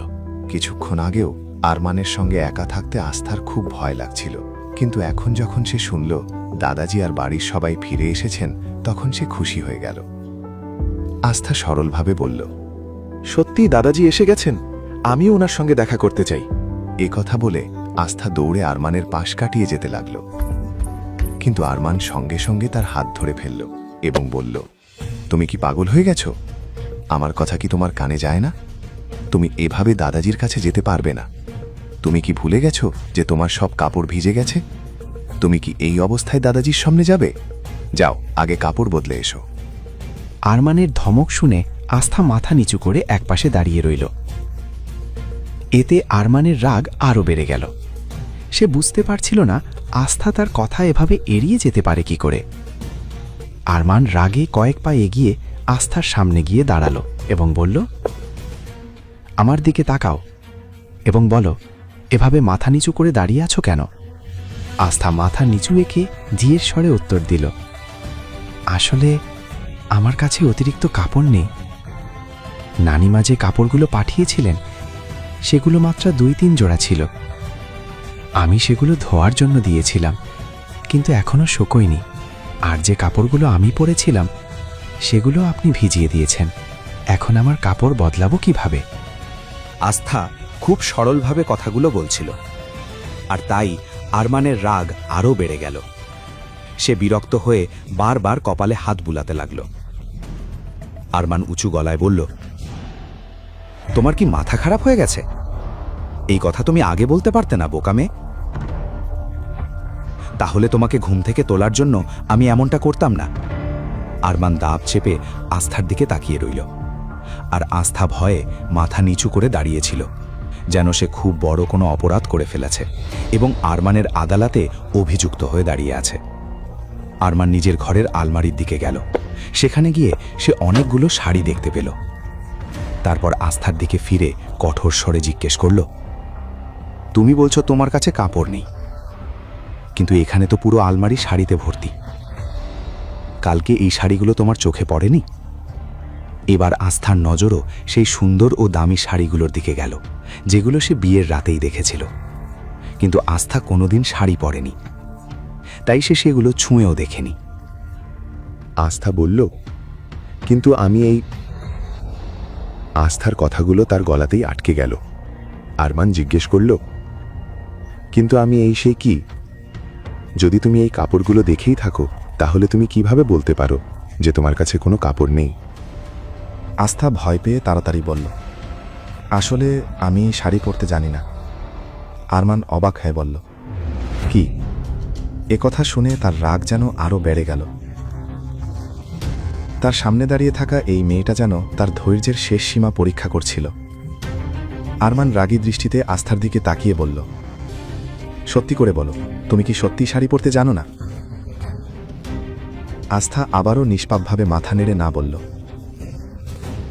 তখন আরমান আস্থার দিকে তাকিয়ে বলল, তোমার কাপড়গুলো খুলে ফেলো।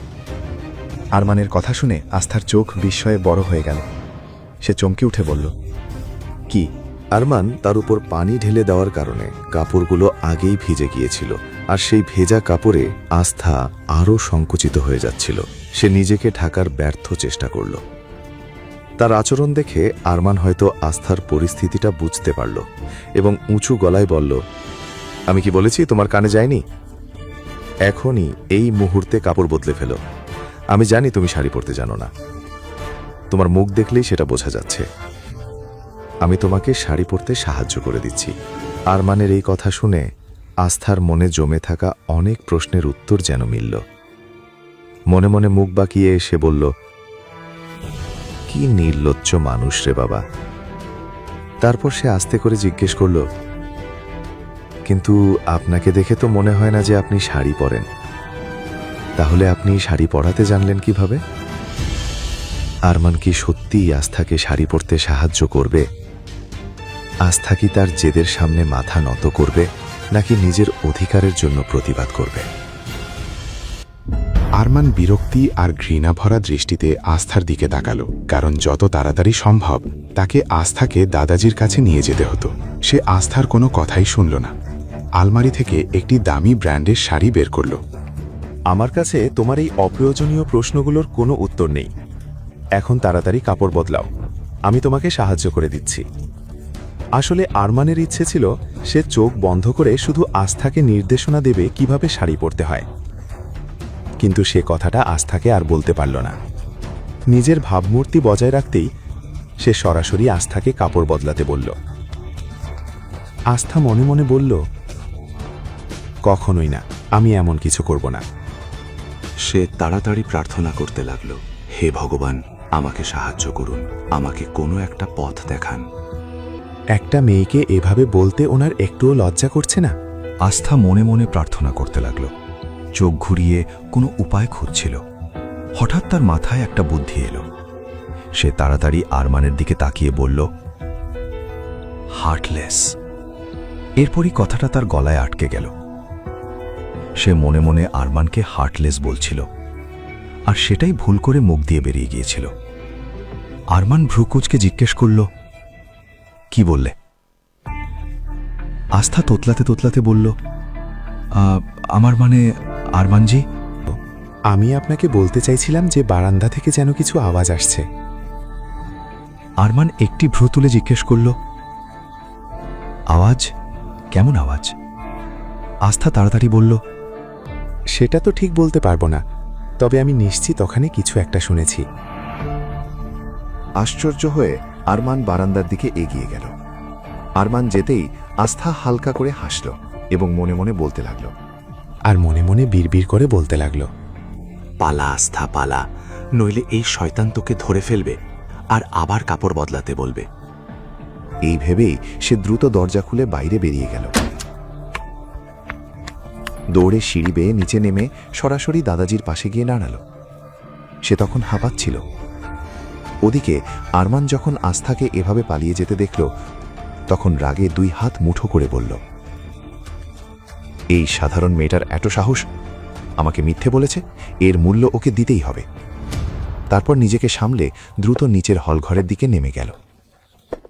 এদিকে দাদাজি আর চার বন্ধু আস্থাকে এত ভয় পাওয়া অবস্থায় দেখে অবাক হয়ে গেলেন। তবে দাদাজি যখন আস্থাকে নিজের সামনে নিরাপদে দাঁড়িয়ে থাকতে দেখলেন, তখন স্বস্তির নিঃশ্বাস ফেললেন। এতক্ষণ তার মনে হচ্ছিল একান্তে নিয়ে গিয়ে আরমান না জানি আস্থার কোনো ক্ষতি করে ফেলেছে, কিন্তু এখন আস্থাকে সুস্থ স্বাভাবিক দেখে তিনি নিশ্চিন্ত হলেন। ধ্রুব উদ্বিগ্ন হয়ে জিজ্ঞেস করল, কি হয়েছে ভাবি? আপনি এত ভয় পেয়ে গেছেন কেন? আর এভাবে দৌড়ে এলেন কেন? মনে হচ্ছে যেন আপনার পেছনে কেউ বুনো কুকুর ছেড়ে দিয়েছে। এরই মধ্যে আহান এক গ্লাস পানি এনে আস্থার হাতে দিয়ে বলল, কি হয়েছে ভাবি? আপনি এত ঘাবড়ে গেছেন কেন? কাকে এত ভয় পাচ্ছেন? আস্থা কিছু বলার আগেই পিছন থেকে আরমান এসে গেল। সে দুই হাত পকেটে ঢুকিয়ে শান্তভাবে দাদাজির পাশে এসে দাঁড়াল। আস্থার চোখ যখন আরমানের ওপর পড়ল, তখন বিস্ময়ে তার চোখ বড় হয়ে গেল। সে তখন পানি খাচ্ছিল, কিন্তু আরমানকে দেখেই ভয়ে পানি গলায় আটকে গেল এবং সে জোরে জোরে কাশতে লাগল। আরে ভাবি, আস্তে! বলতে বলতে আকাশ আর সুমিত আস্থার পাশে এসে দাঁড়ালো। আকাশ তার মাথায় হাত বুলিয়ে দিতে লাগল, আর সুমিত তার পিঠে হাত দিল। কিন্তু আরমান যখন দেখল আকাশ আর সুমিত আস্থাকে ছুঁয়ে আছে, তখন সে রাগে তাদের দিকে আগুন ঝরা দৃষ্টিতে তাকিয়ে রইল। কিছুক্ষণ পর আকাশ আর সুমিতও বুঝতে পারল কেউ যেন রাগে তাদের দিকে তাকিয়ে আছে। তারা একসাথে আরমানের দিকে তাকাতেই তাড়াতাড়ি আস্থার মাথা আর পিঠ থেকে হাত সরিয়ে নিল। তারপর দুজন একপাশে গিয়ে দাঁড়াল এবং একে অপরের দিকে চোরা চোখে তাকিয়ে ইশারায় কথা বলতে লাগল। এদিকে আস্থাও ধীরে ধীরে স্বাভাবিক হয়ে উঠল। তখন ধ্রুব জিজ্ঞেস করল, কি হয়েছে ভাবি? আপনি ঠিক আছেন তো? আস্থা তাড়াতাড়ি বলল, জি জি ধ্রুবজি, আমি একদম ঠিক আছি, আমার কিছু হয়নি। আসলে আমাদের ঘরে একটা ইঁদুর ঢুকে পড়েছিল। আমি ইঁদুরকে খুব ভয় পাই, তাই এতটাই ভয় পেয়ে গিয়েছিলাম যে কি বলবো, তাই দৌড়ে সোজা এখানে চলে এসেছি। আস্থা নিজের সরলতায় আরমানের বদলে ইঁদুরের কথা বলতেই আরমানের ভেতরে যেন রক্ত ফুটতে শুরু করল। তার রাগ আরও বেড়ে গেল। মনে মনে সে ভাবতে লাগল, এই মেয়ের এত সাহস হলো আমাকে ইঁদুর বলার। দাদাজি হালকা হেসে বললেন, আস্থা মা, তোমার ঘরে যদি সত্যি ইঁদুর ঢুকে থাকে তাহলে আরমানকে বলতে পারতে, ও ইঁদুরটাকে তাড়িয়ে দিত। এত ভয় পাওয়ার কি ছিল? এরপর তিনি আহানের দিকে তাকিয়ে বললেন, আহান বাবা, যাও তো একবার ঘরে গিয়ে দেখে এসো, কোন ইঁদুরের এত সাহস হয়েছে যে আমাদের মেয়েটাকে এতটা ভয় দেখিয়েছে। এই বলে দাদাজি স্নেহ ভরে আস্থার মাথায় হাত রাখলেন, যাতে সে একটু ভালো অনুভব করে। হঠাৎই দাদাজির নজর পড়ল আস্থার কাপড়ের দিকে। আরে মা, তোমার কাপড়ের কি হয়েছে? এগুলো ভিজে গেল কিভাবে? দাদাজির প্রশ্ন শুনে আস্থা আবারও ভয় পেয়ে গেল। সে চোরা চোখে আরমানের দিকে তাকালো। আরমান তখন চোখে আগুন নিয়ে শুধু তাকিয়েই ছিল। আস্থা তাড়াতাড়ি মিথ্যে বলে উঠল, দাদাজি, আমরা যখন বাথরুমে ছিলাম তখন বুঝতেই পারিনি কিভাবে ভুল করে আমাদের হাত শাওয়ারের উপর চলে গিয়েছিল, আর তাতেই আমার সব কাপড় ভিজে গেছে। আমি শুধু কাপড় বদলাতে যাচ্ছিলাম। আরমানজি বলেছিলেন যে আপনি এসে গেছেন, তাই আমরা আগে আপনার সঙ্গে দেখা করতে চলে এসেছি। আস্থা খুব চালাকির সঙ্গে কথাটা সামলে দিল।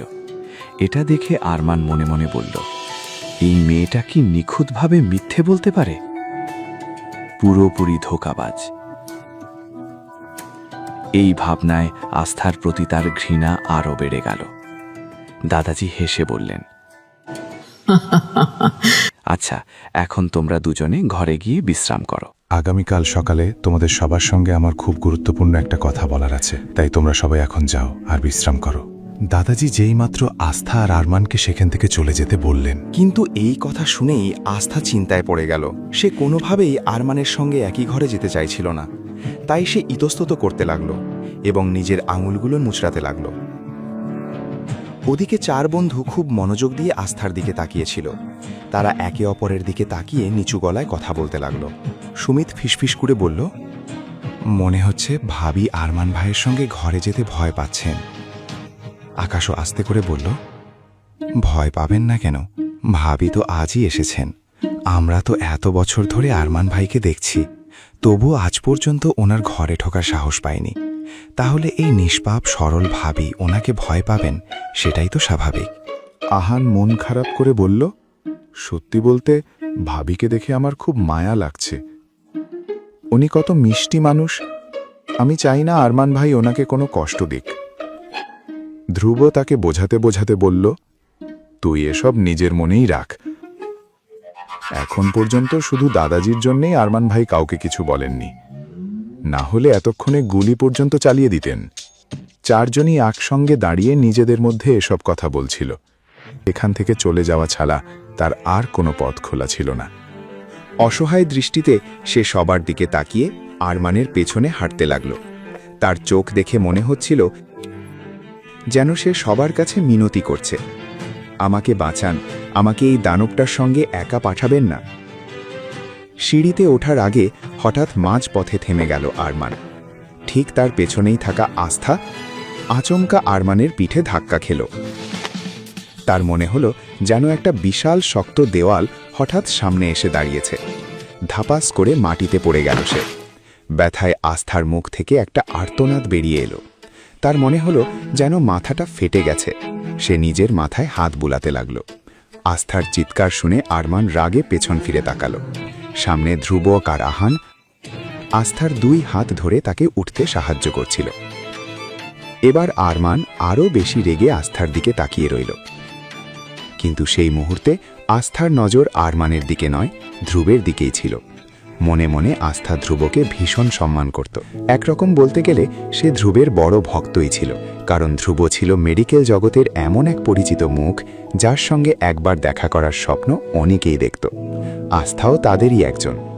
ধ্রুব উদ্বিগ্ন হয়ে জিজ্ঞেস করল, ভাবি, আপনি ঠিক আছেন তো?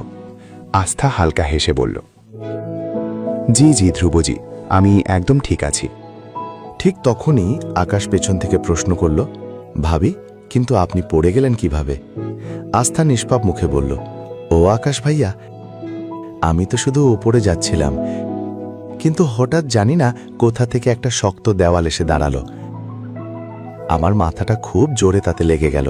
মনে হচ্ছে এই দেওয়ালটা নিশ্চয়ই খুব মজবুত সিমেন্ট দিয়ে বানানো, তাই এত শক্ত। দেখুন না, এখনো আমার মাথা ঘুরছে, কিন্তু বুঝতেই পারছি না মাঝ রাস্তায় এমন একটা দেওয়াল এলো কোথা থেকে। এই বলে আস্থা যখন মাথা তুলে সামনে তাকালো, তখন দেখল তার সামনে আরমান দাঁড়িয়ে আছে। মুহূর্তের মধ্যে তার নিঃশ্বাস যেন আটকে গেল। অন্যদিকে আস্থার আসল মানে বুঝতে পেরে চারজনই হো হো করে হেসে উঠল, কারণ আস্থা কোনো দেওয়ালে ধাক্কা খায়নি। সে ধাক্কা খেয়েছিল আরমান সিংহানিয়ার শক্ত পিঠে। লজ্জায় আস্থা চুপ করে মাথা নিচু করে এক পাশে দাঁড়িয়ে রইল, আর চারজনও আরমানের চোখের দিকে তাকাতেই মাথা নিচু করে চুপ হয়ে গেল। এরই মধ্যে দাদাজিও সেখানে এসে পৌঁছালেন। তিনি উদ্বিগ্ন হয়ে জিজ্ঞেস করলেন, আরে মা, তোমার বেশি লাগেনি তো? আস্থা তাড়াতাড়ি বলল, না না দাদাজি, আমি একদম ঠিক আছি। দাদাজি আরমানকে বকতে বকতে বললেন, তোর মন কোথায় থাকে? তোর জন্যেই বৌমার চোট লাগলো, আর তোরা এভাবে সামনে পেছনে হাঁটছিলি কেন? একে অপরের হাত ধরে চল, যাও, হাত ধরে একসঙ্গে যাও। দাদাজির কথা শুনে আরমান রাগে তার দিকে এমনভাবে তাকালো যেন চোখের ভাষায় বলতে চাইছে, আপনি আপনার অসুস্থতার অন্যায় সুবিধা একটু বেশিই নিচ্ছেন। কিন্তু দাদাজি একবারও আরমানের দিকে তাকালেন না, কারণ তিনিও জানতেন আরমানকে বকা দেওয়ার সাহস সবার থাকে না। এরপর দাদাজি চারজনের দিকে তাকিয়ে বললেন, তোরা এখনো এখানে কি করছিস? তোদের কি ঘুমোতে যেতে হবে না? আকাশ বলল, দাদাজি, কাল আমার একটা গুরুত্বপূর্ণ মিটিং আছে, তাই আজ আমি আগে ভিলায় চলে যাব। তাছাড়া ভিলাটা তো খুব দূরেও নয়, আমি এখনই বেরোচ্ছি। তখন ধ্রুবও বলল, আমাকেও যেতে হবে, তবে হ্যাঁ, কাল সকালে আমরা সবাই নিশ্চয়ই নাস্তা করতে এখানে চলে আসব। আর সত্যি বলতে কি, আমরা সবাই ভাবির হাতের আলুর পরোটা খুব মিস করছি। বলুন তো ভাবি, কালও কি আলুর পরোটা খাওয়াবেন? আস্থা হাসি মুখে বলল, অবশ্যই, আমি সকালে তাড়াতাড়ি আলুর পরোটা বানিয়ে ফেলব। আপনারা সবাই কিন্তু সময় মতো চলে আসবেন। ঠিক সেই সময় আরমান দাদাজির দিকে একবার তাকিয়েই আচমকা আস্থার হাত শক্ত করে চেপে ধরল। আস্থা কিছুই বুঝে উঠতে পারল না, কারণ সে তখনও ধ্রুবের সঙ্গে আরও কিছুক্ষণ কথা বলতে চেয়েছিল। কিন্তু তার আগেই আরমান প্রায় টেনে হিঁচড়ে তাকে সিঁড়ি বেয়ে উপরে নিজের ঘরে নিয়ে গেল। ঘরে ঢুকেই সে ভেতর থেকে দরজাটা তালা দিয়ে দিল। ভয়ে কাঁপতে কাঁপতে আস্থা বলল, এটা আপনি কি করছেন? কিন্তু আরমান আস্থার হাত আরও শক্ত করে ধরে রাখল। তারপর তাকে প্রায় টেনে নিজের সঙ্গে ঘরের ভেতরে নিয়ে গেল। ঘরে ঢুকেই আবার ভেতর থেকে দরজা বন্ধ করে দিল। বাইরে দাঁড়িয়ে থাকা সবাই বিস্ময়ে হাঁ করে এই দৃশ্য দেখছিল। শুধু দাদাজির ঠোঁটে ছিল মৃদু এক হাসি। আহান উত্তেজিত হয়ে বলে উঠল, দাদাজি, দেখেছেন, ভাই তো আমাদের চোখের সামনেই ভাবির হাত ধরে নিয়ে গেল। আমার তো মনে হচ্ছে আর বেশি দেরি নেই, খুব তাড়াতাড়ি এই বাড়িতে আমার ছোট্ট কেউ চলে আসবে। আহানের কথা শুনে বাকি তিনজন রাগে তার দিকে তাকিয়ে রইল। সবাইকে নিজের দিকে তাকিয়ে থাকতে দেখে আহান ঘাবড়ে গিয়ে বলল, কি হলো, আপনারা এভাবে আমার দিকে তাকিয়ে আছেন কেন? আরে আমি তো সত্যিই বলছি। দাদাজি তাকে চুপ করিয়ে দিয়ে বললেন, দুষ্টু ছেলে, একদম চুপ কর। আর তোমরা সবাইও এবার গিয়ে বিশ্রাম করো। সকালে কিন্তু সবাই সময় মতো এখানে এসে যাবে, বুঝেছ? দাদাজি সবাইকে নির্দেশ দিয়ে নিজের ঘরে চলে গেলেন। আহান নিষ্পাপ মুখ করে জিজ্ঞেস করল, কি হলো রে, আমি কি আবার কিছু ভুল বলে ফেললাম? তখন বাকিরা একে অপরের দিকে তাকিয়ে হেসে বলল, না না আহান সাহেব, আপনি তো একদম ভুল বলেননি। আপনি যা বলেন সবই একদম ঠিক বলেন। এ কথা বলে তিনজন মিলে আহানকে নিয়ে মজা করতে লাগল। অন্যদিকে আরমান আস্থাকে ঘরে এনে দরজা লক করে দিয়েছিল। তারপর রাগে তার সামনে এসে দাঁড়ালো। আস্থা খুব ভয় পেয়ে গিয়েছিল। সে বুঝতেই পারছিল না এবার আরমানের হাত থেকে কিভাবে বাঁচবে, কারণ আজ সে একসঙ্গে তিনটে ভুল করে ফেলেছে। প্রথমত, সে আরমানকে মিথ্যে বলে ঘর থেকে পালিয়ে গিয়েছিল। দ্বিতীয়ত, দাদাজির সামনে ইঁদুরের ব্যাপারেও মিথ্যে বলেছিল। আর তৃতীয়ত, আরমানের সঙ্গে ধাক্কা লাগার পর সে মজা করে আরমানের পিঠকে সিমেন্টের দেয়াল বলে ফেলেছিল। এবার একে একে নিজের সব ভুলের কথাই আস্থার মনে পড়তে লাগল। সে মাথা নিচু করে ধীরে ধীরে আরমানের পাশ দিয়ে বেরিয়ে যাওয়ার চেষ্টা করছিল, কিন্তু ঠিক তখনই আরমান তার হাত ধরে জিজ্ঞেস করল, কোথায় যাচ্ছ? আস্থা ঘাবড়ে গিয়ে বলল, ও আমরা আমাদের ঘরে যাচ্ছি। আরমান দাঁত চেপে তার দিকে তাকিয়ে রইল। আরমান কঠিন গলায় বলল, তোমার কি সব কথা ভুলে যাওয়ার রোগ হয়েছে? আমি তো তোমাকে বলেছিলাম আজ থেকে তুমি এই ঘরেই আমার সঙ্গে থাকবে। আমার কথা কি তোমার কানে যায় না, নাকি ইচ্ছে করেই আমার কোনো কথা শুনতে চাও না? এই বলে আরমান আস্থার দিকে তীক্ষ্ণ দৃষ্টিতে তাকিয়ে রইল। আস্থা তাড়াতাড়ি ঘরের চারদিকে তাকালো। সেখানে মাত্র একটা বিছানা ছিল। সে নিষ্পাপ মুখে বলল, কিন্তু এখানে তো মাত্র একটা বিছানা, আর আমরা তো দুজন। আস্থার সেই নিষ্পাপ প্রশ্ন শুনে আরমান নিজের আঙুল দিয়ে কপালে আলতো করে টোকা দিতে লাগল। আস্থা মনে মনে বলল, হঠাৎ করে এর কি হলো? উনি সবসময় নিজের আঙুল দিয়ে কপালে টোকা মারেন কেন? যদি এতই কপালে কিছু করার শখ থাকে তাহলে গিয়ে দেয়ালে মাথা ঠুকে নিলেই তো পারেন।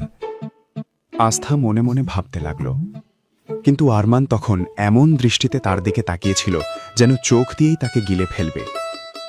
আস্থা ভয়ে কাঁপতে কাঁপতে দাঁড়িয়ে রইল। তখন আরমান ঠান্ডা গলায় একটা প্রশ্ন করল, তোমার এমন কেন মনে হচ্ছে যে আমার গিয়ে দেয়ালে মাথা ঠুকে নেওয়া উচিত? আরমানের সেই কথা শুনে আস্থার যেন মাথায় আকাশ ভেঙে পড়ল। সে বিস্ময়ে মুখ হা করে আরমানের দিকে তাকিয়ে রইল এবং মনে মনে ভাবতে লাগল, হে কানহাজি, আপনি কি ওনাকে কোনো সুপার পাওয়ারও দিয়েছেন নাকি, যে উনি মানুষের মনের কথাও পড়ে ফেলতে পারেন? আরমান কোনো রকম অভিব্যক্তি ছাড়াই শান্ত গলায় বলল, তোমার মনের কথা বুঝতে বা পড়তে আমার কোনো সুপার পাওয়ারের দরকার নেই। আবারও নিজের মনের কথাই আরমানের মুখে শুনে আস্থার গলা শুকিয়ে গেল। এক মুহূর্তেই তার মাথার সব চিন্তা যেন উধাও হয়ে গেল। আরমান আস্থাকে ওপর থেকে নিচ পর্যন্ত দেখে বিরক্ত স্বরে বলল, তোমার কি কাপড় বদলানোর কোনো ইচ্ছে নেই? এই ভেজা কাপড় পরে যদি আমার বিছানায় ঘুমানোর কথা ভেবে থাকো তাহলে আমি কোনোভাবেই সেটা হতে দেব না। আর তাছাড়া দাদাজি তোমাকে নিয়ে দিন দিন খুব বেশি পসেসিভ হয়ে যাচ্ছেন।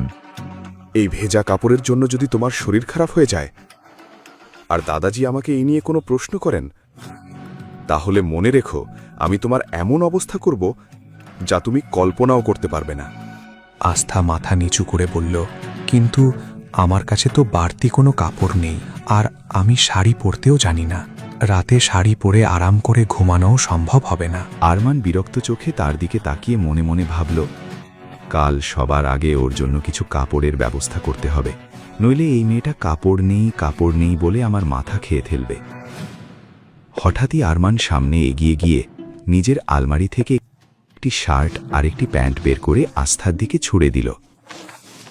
আসলে সে নিজের কাপড় আস্থাকে দিতে চাইছিল না, কিন্তু এই মুহূর্তে তার কাছে আর কোনো উপায়ও ছিল না। আস্থা অবাক হয়ে কাপড়গুলোর দিকে তাকিয়ে বলল, কিন্তু আরমানজি, এগুলো তো আপনার কাপড়। আমি যদি এগুলো পরে বাইরে যাই তাহলে দাদাজি কি বলবেন? আর একবার নিজের কপালে হাত বুলিয়ে মনে মনে আরমান বলল, এই বোকা মেয়েটা এত বাজে বকবক করে কেন? ও কি বুঝতেই পারছে না আমি এই কাপড়গুলো শুধু এই ঘরের ভেতরে পরার জন্য দিয়েছি? সত্যি কি এতটা বোকা, নাকি আমার সামনে বোকা সাজছে? বিরক্ত হয়ে আরমান বলে উঠল, বোকা মেয়ে, তোমার মাথা খারাপ হয়ে গেছে নাকি? এই কাপড় আমি তোমাকে বাইরে পরে যাওয়ার জন্য দিইনি। চুপচাপ এগুলো পরে ঘুমিয়ে পড়ো, সকালে উঠে আবার নিজের কাপড় বদলে নিও, বুঝেছ? এরপর সে আঙুল দিয়ে একদিকে ইশারা করে বলল, ওইদিকে বাথরুম। যদি বাথরুমের রাস্তা বুঝতে না পারো তাহলে আমি নিজেই তোমাকে নিয়ে যাই। এই বলে সে আবার আস্থার হাত ধরে টেনে নিয়ে গেল। বাথরুমের দরজা খুলেই কোনো দয়া না দেখিয়ে তাকে ভেতরে ঠেলে দিল। হঠাৎ ধাক্কা খেয়ে আস্থা নিজের ভারসাম্য রাখতে পারল না। সে সোজা হাঁটু গেড়ে বাথরুমের মেঝেতে পড়ে গেল। ব্যথায় তার মুখ থেকে চিৎকার বেরিয়ে এলো। পরের মুহূর্তেই তার হাঁটু থেকে রক্ত বেরোতে শুরু করল। সে আহত হয়েছিল, কিন্তু আরমান সেদিকে একটুও গুরুত্ব দিল না। সে বাইরে থেকে সঙ্গে সঙ্গে দরজাটা বন্ধ করে দিল। আরমান নিজের মাস্টার বেডরুমে ফিরেই ছিল, এমন সময় তার ফোন বেজে উঠল। ফোনের স্ক্রিনে তাকাতেই তার মুখে একের পর এক নানা অনুভূতি ফুটে উঠল, আবার মুহূর্তেই মিলিয়েও গেল। সে ফোনটা কানে তুলে নিল। ওপাশের কথা শোনার পর ভাবলেশহীন কণ্ঠে সে বলল, আমি আসছি। এই বলে ফোন কেটে দিয়ে সামনের দেয়ালে ঝোলানো ঘড়ির দিকে তাকালো। তখন রাত 11:30। আরমান নিজের কোট তুলে নিয়ে ঘর থেকে বেরিয়ে সুজা সিংহানিয়া ম্যানশন ছেড়ে বাইরে চলে গেল। নিজের গাড়ি বের করে সে নিজেই ড্রাইভ করতে করতে সিংহানিয়া ম্যানশন থেকে প্রায় 2 কিলোমিটার দূরে পৌঁছে হঠাৎ একটি ভিলার সামনে গাড়ি থামালো। গাড়ি থামার কয়েক মিনিটের মধ্যেই ভিলা থেকে 4 জন যুবক দ্রুত বেরিয়ে এলো এবং স্টাইলের সঙ্গে হেঁটে এসে আরমানের গাড়িতে উঠে বসল। তারা আর কেউ নয়, আহান, ধ্রুব, আকাশ এবং সুমিত। আরমান আবার গাড়ি স্টার্ট করে দ্রুত গতিতে মূল সড়কে উঠে পড়ল। তাদের গাড়ির পেছনে আরও 4 থেকে 5টি গাড়ি চলছিল, যেগুলোতে আরমানের নিরাপত্তা রক্ষীরা ছিল এবং তারা তাকে অনুসরণ করছিল। গাড়ির ভেতরে অথৈ নীরবতা বিরাজ করছিল। কিছুক্ষণ আগেও যেখানে সবাই হাসি ঠাট্টায় মেতেছিল, সেখানে মুহূর্তেই পরিবেশ গম্ভীর হয়ে গেল। সবার মুখ থেকে হাসি মিলিয়ে গেল। সবাই চুপচাপ সামনের রাস্তার দিকে তাকিয়েছিল। কিছুক্ষণ পর আরমান সিংহানিয়া একটি নির্জন জায়গায় গাড়ি থামিয়ে আদেশের সুরে বলল, সবাই নিজের মুখ ভালো করে ঢেকে নাও। আরমানের কথা শেষ হতেই 4 জনই নিজেদের মুখ সম্পূর্ণভাবে ঢেকে নিল। ঠিক তখনই আরমান নিজের গাড়ি থেকে একটি বন্দুক বের করল। এরপর সবাই গাড়ি থেকে নেমে সামনে থাকা বন্ধ পড়ে থাকা একটি কারখানার দিকে এগিয়ে যেতে লাগল। সেই সময় তারা শহরের বাইরে বহু বছর আগে বন্ধ হয়ে যাওয়া একটি পরিত্যক্ত কারখানার সামনে দাঁড়িয়েছিল। আরমান তার সব গার্ডের দিকে ফিরে বলল, তোমরা সবাই এখানেই থাকো, আমাদের জন্য অপেক্ষা করো। এই কথা বলে 5 জন কারখানার ভেতরে ঢুকে গেল। তারা অদ্ভুত কিছু শব্দ শুনতে পেল।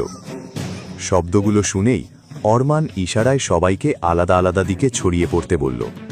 4 জন 4 দিকে ছড়িয়ে যাও, খেয়াল রেখো কেউ যেন একসঙ্গে না থাকে। চারপাশ ভালোভাবে পর্যবেক্ষণ করার পর আরমান ধীরে ধীরে বলল, মানে এই কারখানায় মাত্র একটা বন্ধ দরজা আছে, নিশ্চয়ই ওটার পেছনেই কিছু লুকিয়ে রাখা হয়েছে। এই ধারণা হওয়ার সঙ্গে সঙ্গেই সে আর এক মুহূর্ত দেরি করল না। জোরে একটি লাথি মারতেই সামনের দরজাটি ভেঙে পড়ল। পরের মুহূর্তেই ভেতরের দৃশ্য দেখে আরমানের চোখ বিস্ময়ে বড় হয়ে গেল। ভেতরে প্রায় 20-25 জন মেয়ে ভয়ে কুঁকড়ে বসেছিল। দৃশ্যটি দেখেই রাগে আরমানের হাতের শিরাগুলো পর্যন্ত ফুলে উঠল। ঠিক তখনই বাকি 4 জনও তার পেছনে এসে দাঁড়ালো। ধ্রুব কিছু বলতে যাচ্ছিল, কিন্তু তার আগেই আরমান ইশারায় নির্দেশ দিল, আর সঙ্গে সঙ্গেই 4 জন সেখানে উপস্থিত সব গুন্ডার ওপর ঝাঁপিয়ে পড়ল। মাত্র কয়েক মিনিটের মধ্যেই তারা গুন্ডাদের এমনভাবে মারধর করল যে তাদের অবস্থা শোচনীয় হয়ে গেল। গুন্ডারা যন্ত্রণায় কাতরাতে কাতরাতে বলতে লাগল, আমাদের মেরে ফেলো, প্রাণ নিয়ে নাও, কিন্তু আর এত কষ্ট দিও না। কিন্তু 4 জনের কারো মনেই তাদের জন্য সামান্যও দয়া জাগল না। ধ্রুব বারবার তাদের সেই অংশগুলোতেই আঘাত করছিল, যাতে তারা আর নড়াচড়া করারও ক্ষমতা না পায়। সেই মুহূর্তে 5 জনকেই ভয়ঙ্কর লাগছিল, আর আরমান এক জায়গায় নিশ্চুপ দাঁড়িয়ে সবকিছু দেখছিল। এরপর সে আহানের দিকে ফিরে আদেশ দিল, সব মেয়েদের নিরাপদে এখান থেকে বের করে নিয়ে যাও। আহান মাথা নেড়ে সম্মতি জানালো এবং একে একে সব মেয়েকে বের করে আনতে শুরু করল। কিন্তু ঠিক তখনই সে অনুভব করল তার পেছনে কেউ দাঁড়িয়ে আছে। সে দ্রুত ঘুরে দাঁড়াতে যাচ্ছিল, এমন সময় পেছন থেকে একজন লাঠি দিয়ে তার মাথায় আঘাত করতে উদ্যত হল। কিন্তু আরমান মাঝখানে এসে সেই লোকটির হাত শক্ত করে ধরে ফেলল। মুহূর্তের মধ্যেই সে লোকটির হাত থেকে লাঠি কেড়ে নিয়ে সেটি দিয়েই তাকে নির্মমভাবে আঘাত করল। আহান গভীর শ্বাস নিয়ে বলল, থ্যাংক গড ভাই, আপনি আমাকে বাঁচিয়ে দিলেন। মাত্র কয়েক মিনিটের মধ্যেই 5 জন মিলে 25 জন মেয়েকে উদ্ধার করল। পাশাপাশি সেখানে উপস্থিত সব গুন্ডাকে দড়ি দিয়ে বেঁধে ফেলল, যাতে কেউ আর পালিয়ে যেতে না পারে। এরপর আরমান রাজাদের মতো সবার সামনে বসে পড়ল। তবে তার মুখে ছিল একটি মাস্ক, তাই এখনো পর্যন্ত কেউ তার আসল মুখ দেখেনি। কিন্তু তার চোখের দৃষ্টিতেই যেন আগুন জ্বলছিল। যা প্রমাণ করে দিচ্ছিল মাস্কের আড়ালে লুকিয়ে থাকা মুখটি কোনো সাধারণ মানুষের নয়। ঠিক তখনই গুন্ডাদের মধ্যে একজন ভয়ে কাঁপতে কাঁপতে জিজ্ঞেস করল, তোরা কারা? জানিস তো কার লোকেদের উপর হাত তুলেছিস? আমরা সবাই বীর রায়চনের লোক। লোকটির কথা শুনে হঠাৎ আরমান মুখ আরও কঠোর হয়ে উঠল। সে সঙ্গে সঙ্গে উঠে দাঁড়িয়ে লোকটার সামনে গিয়ে এক হাতে তার কলার চেপে ধরে প্রায় শূন্যে তুলে ফেলল। তারপর ঘৃণা ভরা কণ্ঠে বলল, খুব শখ হয়েছে জানতে আমরা কে? তাহলে গিয়ে সেই বীর রায়চনকে বলে দিস ডেভিল কিং এসেছিল। আর যদি তার সত্যিই সাহস থাকে তাহলে আমাকে আটকিয়ে দেখাক। Devil king. আরমান নিজের পরিচয় ডেভিল কিং হিসেবে দিতেই যে লোকটা কিছুক্ষণ আগেও বীর রায়চাঁদের নাম করে তাকে হুমকি দিচ্ছিল তার চোখ বিস্ফোরিত হয়ে গেল। ভয়ে তার প্রাণ যেন ওষ্ঠাগত হয়ে উঠল, সারা শরীর কাঁপতে শুরু করল। হঠাৎ সে অনুভব করল তার নিচের অংশ ভিজে গেছে। এটা দেখে আহান হেসে ফেলল। আরে, শুধু ডেভিল কিং এর নাম শুনেই তো এর প্যান্ট ভিজে গেছে। তখন সুমিত এগিয়ে এসে লোকটার কাঁধে হাত রাখল এবং শান্ত স্বরে বলল, জানো তোমাকে আমরা বাঁচিয়ে রাখছি কেন? জানো না তো? তাহলে শুনে রাখো, যাতে নিজের চোখে দেখা ডেভিল কিংয়ের ভয়ঙ্কর রূপটা গিয়ে বীর রায়চাঁদকে বলতে পারো। আর হ্যাঁ, যাওয়ার আগে তোমার সঙ্গীদের কি পরিণতি হয়েছে সেটা ভালো করে দেখে যেও। বীর রায়চাঁদের সেই বিশ্বস্ত লোকটা ভয়ে থরথর করে কাঁপতে লাগল। তারপর প্রাণপণে সেখান থেকে পালিয়ে গেল।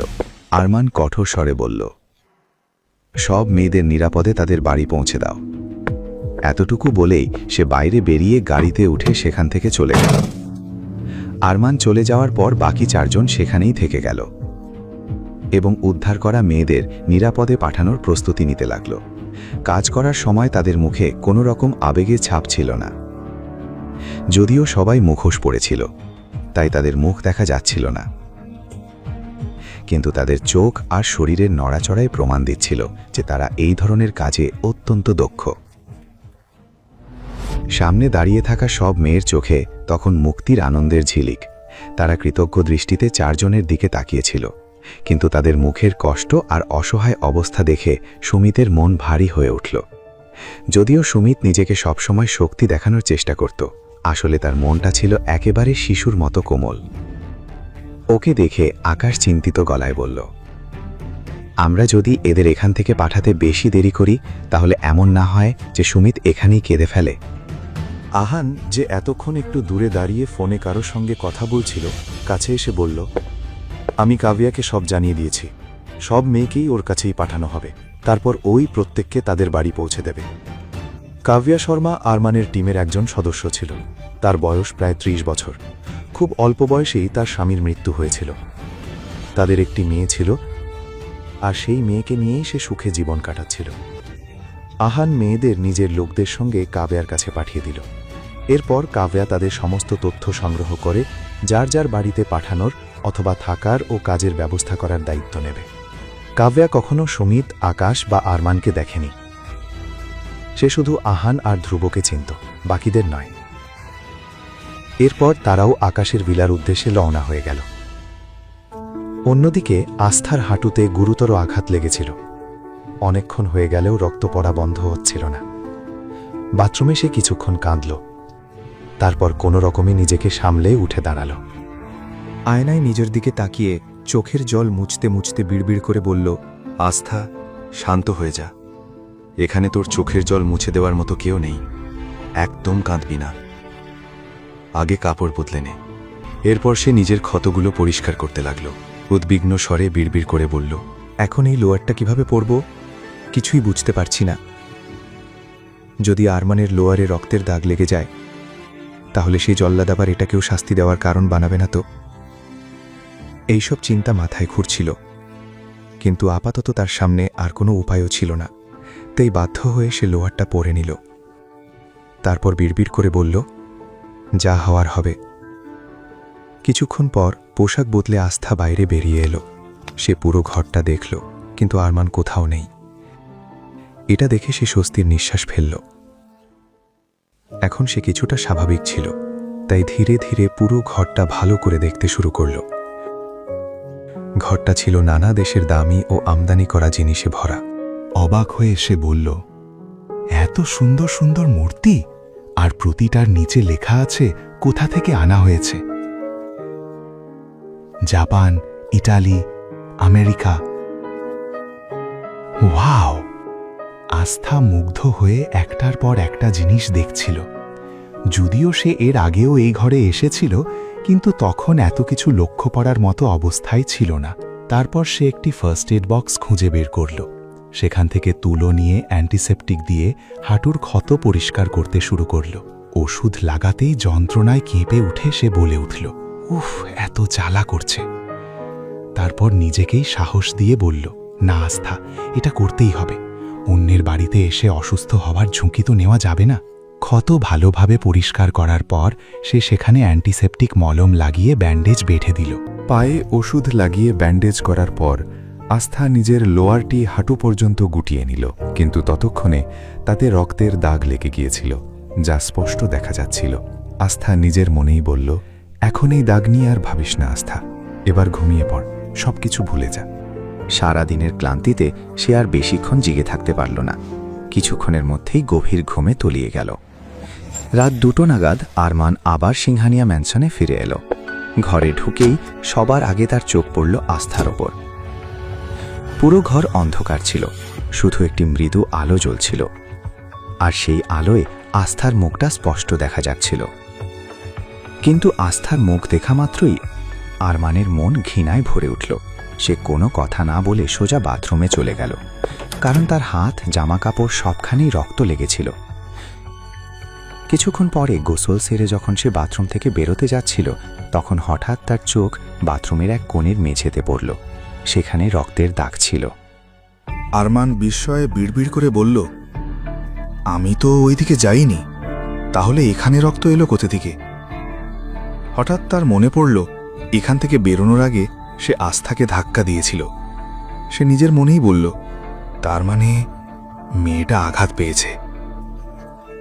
এই ভাবনাটা মাথায় আসতেই পরমুহূর্তেই সে সেটাকে ঝেড়ে ফেলল। ও যদি আঘাত পেয়েও থাকে তাতে আমার কি?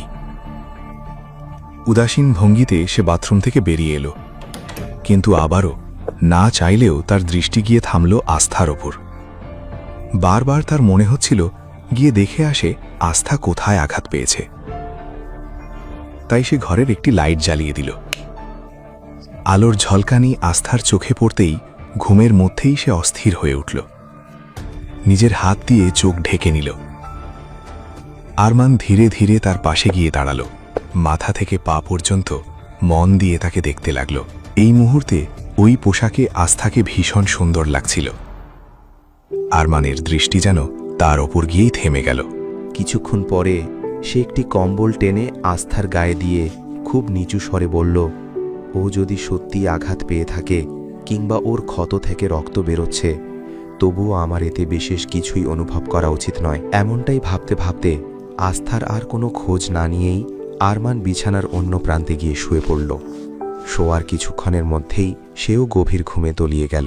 এদিকে একটি অন্ধকার প্রাসাদের ছোট্ট ঘরে, যেখানে শুধু একটি প্রদীপের ক্ষীণ আলো জ্বলছিল, হাঁপাতে হাঁপাতে এসে পৌঁছালো সেই লোকটি, যাকে কিছুক্ষণ আগেই আরমান নির্মমভাবে মারধর করেছিল। আজ যা যা ঘটেছে সবকিছু সে সামনে বসে থাকা লোকটির কাছে খুলে বলল। ভয়ে কাঁপতে কাঁপতে বলল, ওখানে ডেভিল কিং এসেছিল। ঠিক তখনই বীর রায়চন্দ্র নিজের কাঁধে কারো হাতের স্পর্শ অনুভব করল। ঘুরে তাকাতেই দেখল এক মধ্যবয়স্ক মহিলা তার সামনে দাঁড়িয়ে আছেন। তিনি শান্ত গলায় বললেন, বীর, শান্ত হও। তিনি বীরকে শান্ত করার চেষ্টা করছিলেন। বীর একবার তার দিকে তাকালো, তারপর রাগে ফুঁসতে ফুঁসতে বড় বড় পা ফেলে নিজের ঘরে চলে গেল। ঘরে ঢুকেই সে ভাঙচুর শুরু করে দিল। চিৎকার করে বলতে লাগলো, ডেভিল কিং, আমি তোমাকে কোনো দামেই ছাড়ব না। এত সহজে তোমাকে জিততে দেব না, কখনোই না, কোনো দিনও না। এ কথা বলেই বীর রায়চন্দ্র নিজের ফোন তুলে কাউকে কল করল। কঠোর স্বরে আদেশ দিল, খুঁজে বের করো এই ডেভিল কিং কোন গর্তে লুকিয়ে আছে আজ পর্যন্ত আমাদের প্রতিটি কাজে এই ডেভিল কিং বাধা দিয়েছে। এবার আর আমি ওকে কোনোভাবেই ছাড়ব না। যেভাবেই হোক ওকে খুঁজে বের করতেই হবে। আজ পর্যন্ত আরমান অর্থাৎ ডেভিল কিংয়ের আসল পরিচয় সবার কাছেই এক গভীর রহস্য ছিল। কেউ জানতো না যে শহরের 1 নম্বর ব্যবসায়ী সিংহানিয়া ইন্ডাস্ট্রিজের মালিক আরমান সিংহানিয়াই আসলে সেই কুখ্যাত ডেভিল কিং, যার নাম শুনলেই মানুষের মনে ভয় ঢুকে যেত। শহরের প্রায় সবাই ডেভিল কিংয়ের নাম শুনে আতঙ্কে কেঁপে উঠত। বীর রায়চন্দ ঘৃণায় দাঁত চেপে বলল, আমি শপথ করছি, যে করেই হোক আমি ডেভিল কিংয়ের কাছে পৌঁছাবো আর তাকে পৃথিবী থেকে মুছে ফেলব। কিন্তু বীর কি কখনো জানতে পারবে যে ডেভিল কিং আর কেউ নয়, বরং শহরের সবচেয়ে বড় ব্যবসায়ী আরমান সিংহানিয়ায়? ডেভিল কিংয়ের গ্যাংয়ের প্রভাব পুরো শহর জুড়ে ছিল। কেউই আন্দাজ করতে পারেনি যে ডেভিল কিংয়ের সবচেয়ে বিশ্বস্ত লোকেরা আসলে নিজেদের নিজ নিজ ক্ষেত্রে সেরাদের সেরা এবং অত্যন্ত প্রভাবশালী ব্যক্তি।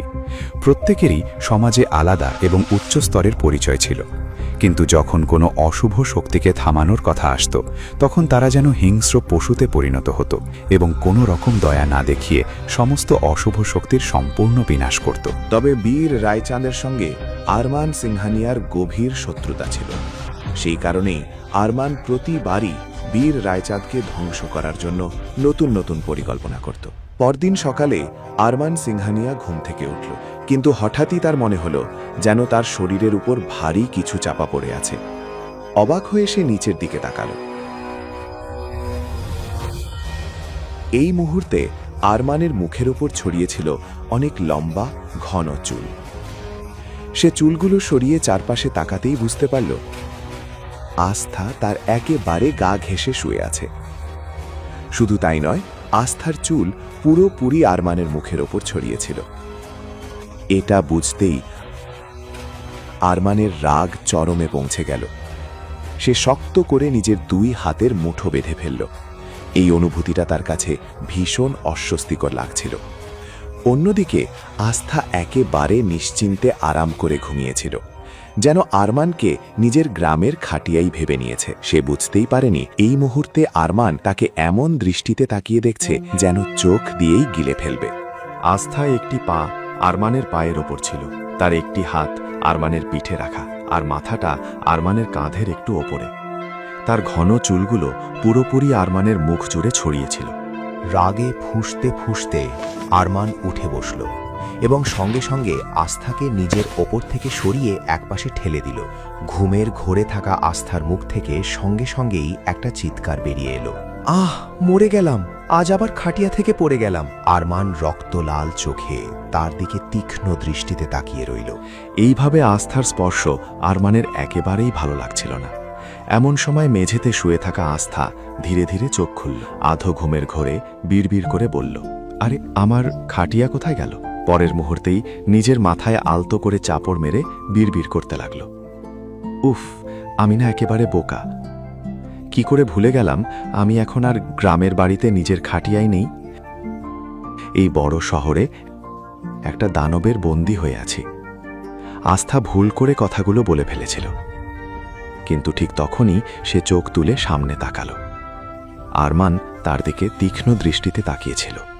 এক মুহূর্তেই আস্থার ঘুম উধাও হয়ে গেল। সে ভয়ে নিজের আঙুল দাঁতের নিচে চেপে ধরল এবং তাড়াতাড়ি চারদিকে চোখ ঘোরাতে লাগল। হে কানাইজি, এ আমি কি করে ফেললাম? আমি কি বললাম? দানবটা কি আমার কথা শুনে ফেলেছে নাকি? এই কথা ভাবতেই আস্থা ভীষণ ভয় পেয়ে গেল। তার পুরো শরীর কাঁপতে শুরু করল। যেমন শীতে দাঁত কাঁপতে থাকে, ঠিক তেমনি তার দাঁত কটকট শব্দ করতে লাগল। আরমান তাকে কিছুই বলল না, শুধু একবার কড়া দৃষ্টিতে পাকিয়ে বাথরুমে চলে গেল। আরমান চলে যেতেই আস্থা গভীর একটা স্বস্তির নিঃশ্বাস ফেলল এবং বলল,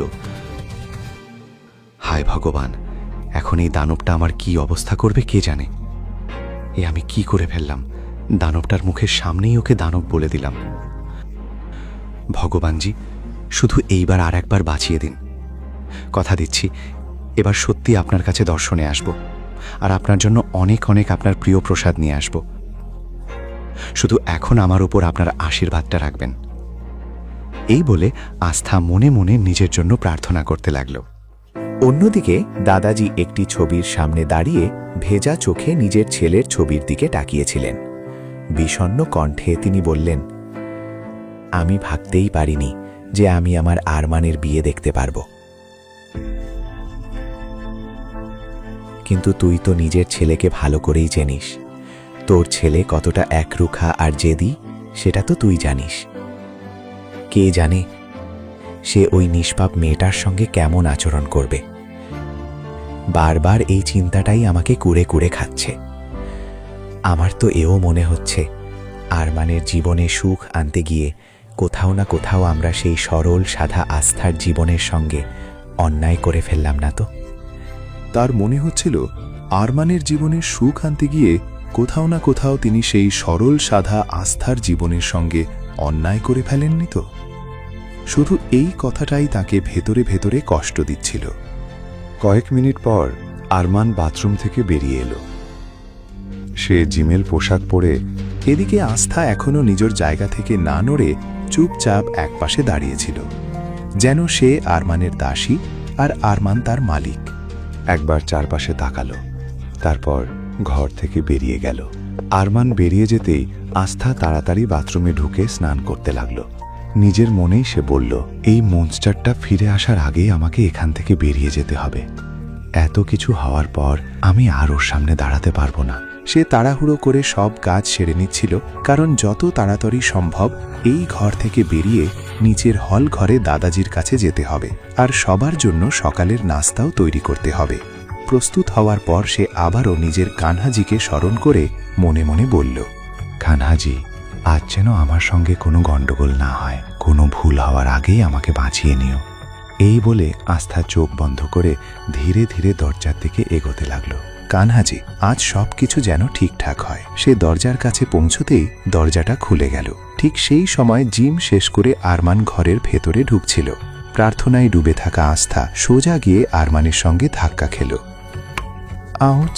তবে পড়ে যাওয়ার আগেই আরমান হাত বাড়িয়ে তাকে সামলে নিল। সেই মুহূর্তে আরমানের এক হাত আস্থার ভেজা চুলে আটকে ছিল, আর অন্য হাতটি ছিল তার পিঠে। কয়েক মুহূর্ত সে চুপচাপ আস্থার দিকে তাকিয়ে রইল। আস্থা ধীরে ধীরে চুপ খুলতেই দেখল তার একেবারে সামনে আরমান সিংহানিয়ার সুদর্শন মুখ, কিন্তু তার চোখ দুটো যেন আগুন ঝরাচ্ছিল। আস্থা যেন তার দৃষ্টির তীব্রতা অনুভব করতে পারছিল।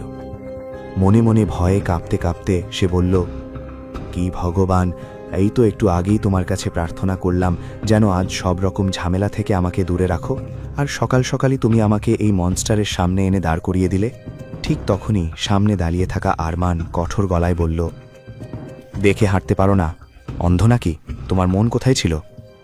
পরের মুহূর্তে আস্থা তোতলাতে তোতলাতে বলল, আমি তো ছাগলের মতো শুধু আমি করেই যেতে লাগলো সে। ভয়ে তার মুখ দিয়ে আর কোনো কথাই বেরোলো না। আস্থার এই আমি শুনে আরমান ভীষণ বিরক্ত হয়ে গেল। পরের মুহূর্তেই সে আস্থাকে ছেড়ে দিল। হঠাৎ আরমান তাকে ছেড়ে দিতেই আস্থা ধপ করে মাটিতে বসে পড়ল। ব্যথায় কোঁকড়ে গিয়ে এসে বলে উঠল, আমার কোমর! পড়ে যাওয়ায় তার কোমরে বেশ আঘাত লেগেছিল। মনে মনে সে বলল, এই মনস্টারটা আমাদের প্রাণটাই নিতে চায় নাকি? আরমান তাকে সম্পূর্ণ উপেক্ষা করে ঘরের ভেতরে চলে গেল। ব্যথায় কাতর হয়ে আস্থা বলতে লাগলো, উফ, আমি তো মরে গেলাম, কি ভীষণ লেগেছে। যদি এই রাক্ষসের শেষ পর্যন্ত আমাকে ফেলেই দিতে হতো তাহলে ধরলই বা কেন?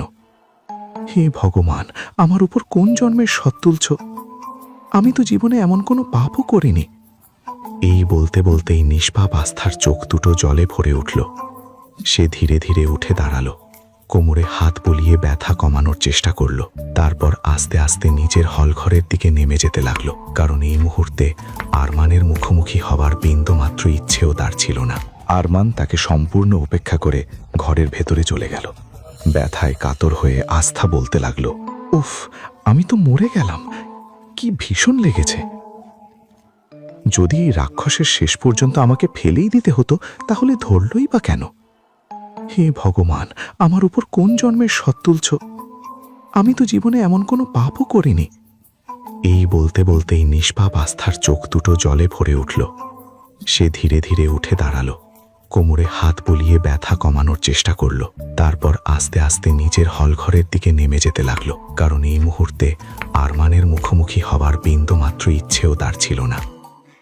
অন্যদিকে আরমান রাগে নিজের ভেজা হাত দুটির দিকে তাকিয়েছিল। তার চোখের সামনে বারবার সেই মুহূর্তটা ভেসে উঠছিল, যখন সে আস্থাকে ধরে রেখেছিল। রাগে সে নিজের মুঠো শক্ত করে দেয়ালে সজোরে ঘুষি মারল এবং গর্জে উঠল,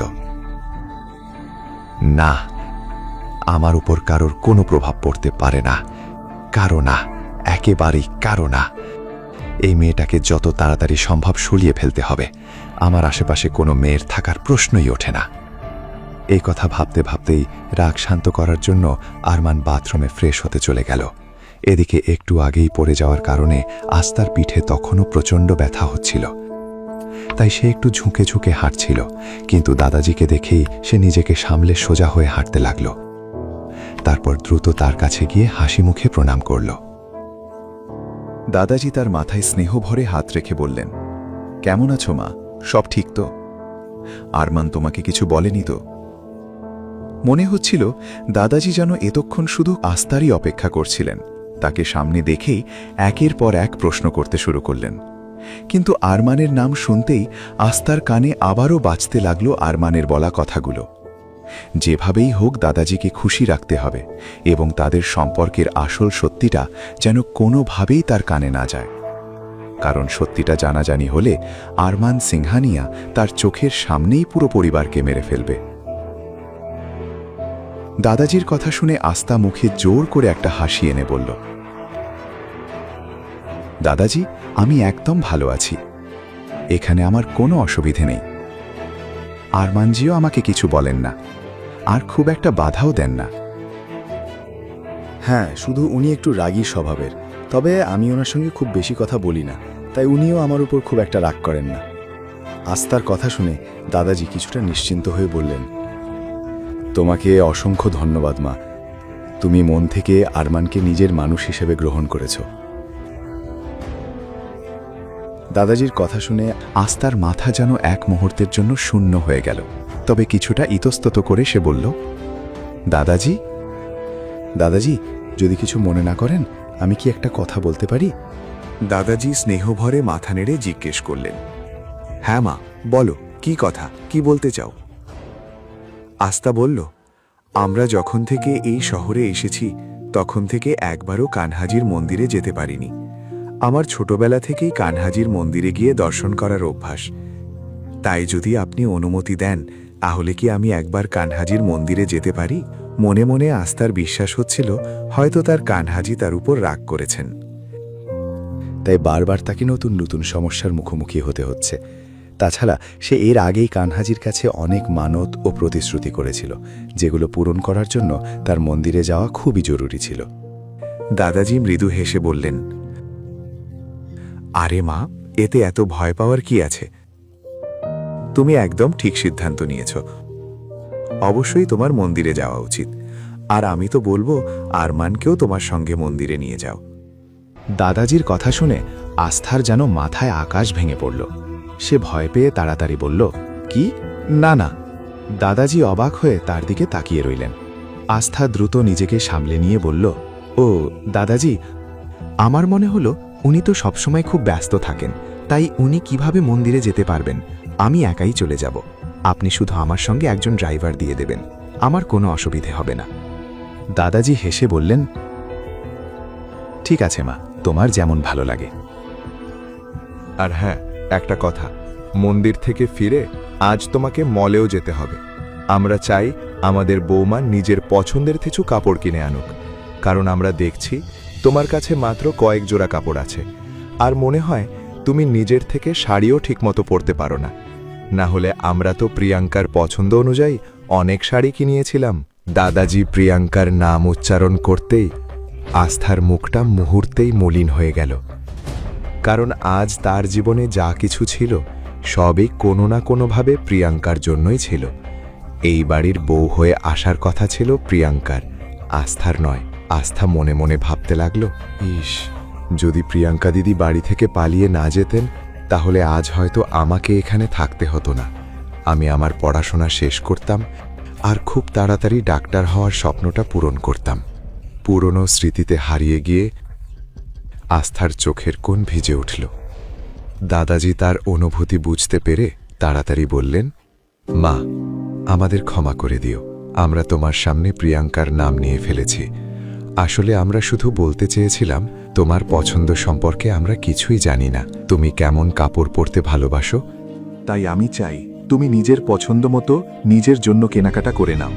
এখন তুমি তৈরি হয়ে যাও, তারপর আমি নিজেই তোমাকে মন্দিরে নিয়ে যাব।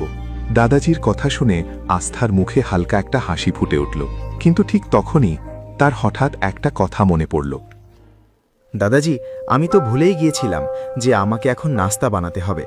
ধ্রুবজি বলেছিলেন আজ সকালে উনি আমার হাতের নাস্তা খাবেন, তাই এখন আমাকে রান্নাঘরে যেতে হবে। এ কথা বলে আস্থা প্রায় দৌড়ে রান্নাঘরের দিকে চলে গেল। দাদাজি হাসি মুখে আস্থার চলে যাওয়া দেখছিলেন, কিন্তু সে যেতেই তার মুখ একেবারে গম্ভীর হয়ে গেল। নিজের মনেই তিনি বললেন, মেয়ে, তুমি মুখে কিছু না বললেও তোমার চোখই বলে দিচ্ছি যে তুমি এই বাড়িতে একটুও সুখে নেই। এই বাড়িতে তুমি যেন একজন বন্দির মতো জীবন কাটাচ্ছ।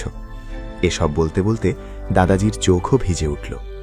রান্নাঘরে গিয়ে আস্থা খুব যত্ন আর ভালোবাসা দিয়ে সবার জন্য নিজের পছন্দের নাস্তা বানাতে শুরু করল। কিছুক্ষণ পরেই আরমানের 4 জন বন্ধু সেখানে এসে পৌঁছালো। ওরা হলঘরে পা রাখতেই আস্থার বানানো খাবারের দারুণ গন্ধ 4 জনের নাকে এসে লাগল। আহান উচ্ছ্বসিত হয়ে বলে উঠল, ওয়াও, কি দারুণ গন্ধ! এটা কি সত্যিই আমাদের বাড়ি? বলতে বলতেই আহান দ্রুত ভেতরে চলে গেল। ডাইনিং টেবিলের কাছে এসে ওদের চোখ পড়ল নানা রকম নাস্তায় ভরা টেবিলের ওপর, আর ঠিক পাশেই দাঁড়িয়েছিল আস্থা। আস্থাকে দেখে 4 জনেই হেসে উঠল, কারণ এই প্রথমবার এই বাড়িতে ওরা খাবার পাচ্ছিল, তাও আবার বাড়ির একজন মহিলার নিজের হাতে বানানো খাবার। ওরা সবাই গিয়ে ডাইনিং টেবিলে বসে পড়ল। ধ্রুব উৎসাহ নিয়ে জিজ্ঞেস করল, ভাবি, কি দারুণ গন্ধ! আজ কি বানিয়েছেন? আস্থা হেসে বলল, ধ্রুবজি, আলুর পরোটা, সবজি আর পুরি বানিয়েছি। আমাদের পুরো বিশ্বাস আপনাদের সবারই এই খাবার খুব ভালো লাগবে। জানেন, যখন আমরা গ্রামে ছিলাম তখন এটাই ছিল আমাদের সবচেয়ে প্রিয় খাবার, আর বসে পড়লেই মুহূর্তের মধ্যে সব খেয়ে শেষ করে দিতাম। আস্থা হাসতে হাসতে এক নিঃশ্বাসে পুরো কথাটা বলে গেল, আর বাকিরা একে অপরের দিকে তাকিয়ে মুচকি হেসে উঠল। ঠিক তখনই দাদাজি জিজ্ঞেস করলেন, আরে আকাশ, আরমান কোথায় রইল? একবার ওকে ডেকে নিয়ে আয়, ও আমাদের সঙ্গে নাস্তা করবে। দাদাজি মুখে আরমানের নাম নেওয়া মাত্রই আস্থার বুক কেঁপে উঠল, তার হাত কাঁপতে শুরু করল। সে ভয় পেয়ে বলল, উনিও কি এখানে এসে নাস্তা করতেন? এই কথা ভাবতেই তার হাতে ধরা গ্লাসটা হঠাৎ ফসকে মেঝেতে পড়ে গেল। সবাই অবাক হয়ে আস্থার দিকে তাকিয়ে রইল। দাদাজি উদ্বিগ্ন হয়ে জিজ্ঞেস করলেন, কি হয়েছে মা? তুমি ঠিক আছো তো? আস্থা তাড়াতাড়ি মাথা নেড়ে বলল, মাফ করবেন দাদাজি, আমি শুধু গ্লাসটা টেবিলে রাখতে যাচ্ছিলাম, হঠাৎ হাত থেকে পড়ে গেল। আহান হেসে বলল, ভাবি, আপনি এত ঘাবড়ে যাচ্ছেন কেন? মনে হচ্ছে যেন আপনি কাউকে খুন করে ফেলেছেন। আরে, একটা গ্লাসই তো পড়েছে, এতে এত ভয় পাওয়ার কি আছে? ধ্রুব সরলভাবে বলল, ভাবি, আমার আর অপেক্ষা হচ্ছে না, প্লিজ খেতে শুরু করি। খাবারের গন্ধ পাওয়ার পর আর আমার একদমই অপেক্ষা করতে ইচ্ছা করছে না। আস্থা মুচকি হেসে ওর সামনে খাবার পরিবেশন করতে এগিয়ে গেল। কিন্তু দাদাজি কঠোর গলায় বললেন, সাবধান, কেউ কিছু খাবে না। আমি বলেছি আগে আরমান এখানে আসবে, তারপর সবাই একসঙ্গে নাস্তা করব। দাদাজির কথা শুনে সবাই মুখ চাওয়াচাওয়ি করতে করতে আকাশের দিকে তাকালো, কারণ দাদাজি আকাশকেই আরমানকে ডেকে আনতে বলেছিলেন। কিন্তু আকাশের সাহস হচ্ছিল না আরমানের ঘরে যাওয়ার। তখন দাদাজি আস্থার দিকে তাকিয়ে বললেন, আস্থা মা, আকাশ তো আমার কথা শুনছেই না, তুমি একবার গিয়ে আরমানকে ডেকে নিয়ে এসো। দাদাজির কথা শুনেই আস্থা ভয়ে কেঁপে উঠল, কারণ এই মুহূর্তে সে কোনোভাবেই আরমানের মুখোমুখি হতে চাইছিল না। মনে মনে বিড়বিড় করে বলল, কানহাজি, আপনি আমাকে বারবার এমন বিপদে কেন ফেলছেন?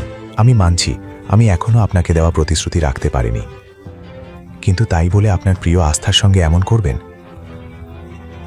আস্থা উপরের দিকে তাকিয়ে নিজের মনেই কথা বলছিল। সে নিজের জায়গা থেকে নড়ছিল না। দাদাজি তাকে ডেকে বললেন, মা, যদি তোমার কোনো অসুবিধা থাকে তাহলে আমিই চলে যাই। আস্থা যেন হুঁশে ফিরে এলো, তাড়াতাড়ি বলল, না না না দাদাজি, আপনি এমন কথা বলছেন কেন? আপনার শরীর তো এমনিতেই ভালো নেই। আমি এখনই ওনাকে ডেকে আনছি, ততক্ষণে আপনারা শুরু করুন প্লিজ। দাদাজি দৃঢ় গলায় বললেন, আমি বলেছি না আরমানকে ছাড়া আমরা কেউ খাওয়া শুরু করব না। আর তোমার প্রথম রান্নার দিনও আমরা আরমানকে ছাড়াই খেয়ে নিয়েছিলাম। জানো, তখন আমার খুব খারাপ লেগেছিল। আরমান তোমার হাতের সেই সুস্বাদু পরোটাগুলো খেতে পারেনি। কিন্তু আজ আমি চাই আরমানও আমাদের সঙ্গে এখানে বসে নাস্তা করুক। দাদাজির কথা শুনে আস্থা ধীরে ধীরে সিঁড়ি বেয়ে উপরে উঠতে লাগল। কিছুক্ষণ পরে আরমানের ঘরের সামনে পৌঁছে তার পা যেন থেমে গেল। সে নিজের আঙুলগুলোই মুচড়াতে লাগল। চিন্তিত গলায় বলল, আমি আমার এই রূঢ় অহংকারী দানবের মতো খিটখিটে স্বামীর মুখোমুখি কিভাবে হব যদি আবার আমাকে ফেলে দেয়? কিন্তু ভেতরে যাওয়া ছাড়া আমার আর কোনো উপায়ও নেই। আস্থা গভীর একটা শ্বাস নিল, তারপর সাহস সঞ্চয় করে দরজাটা খুলে দিল। দরজা খুলতেই সামনে যা দেখল তাতে তার মুখ থেকে চিৎকার বেরিয়ে এলো। সামনে আরমান এই মাত্র বাথরুম থেকে স্নান করে বেরিয়েছে। এরপর কি হলো জানতে দেখুন পরের এপিসোড, শুধুমাত্র পকেট এফএম-এর ইউটিউব চ্যানেলে। আর তেরে ইশক মে সিরিজের সব এপিসোড শুনতে ডেসক্রিপশনে দেওয়া লিঙ্ক থেকে পকেট এফএম অ্যাপ ডাউনলোড করুন।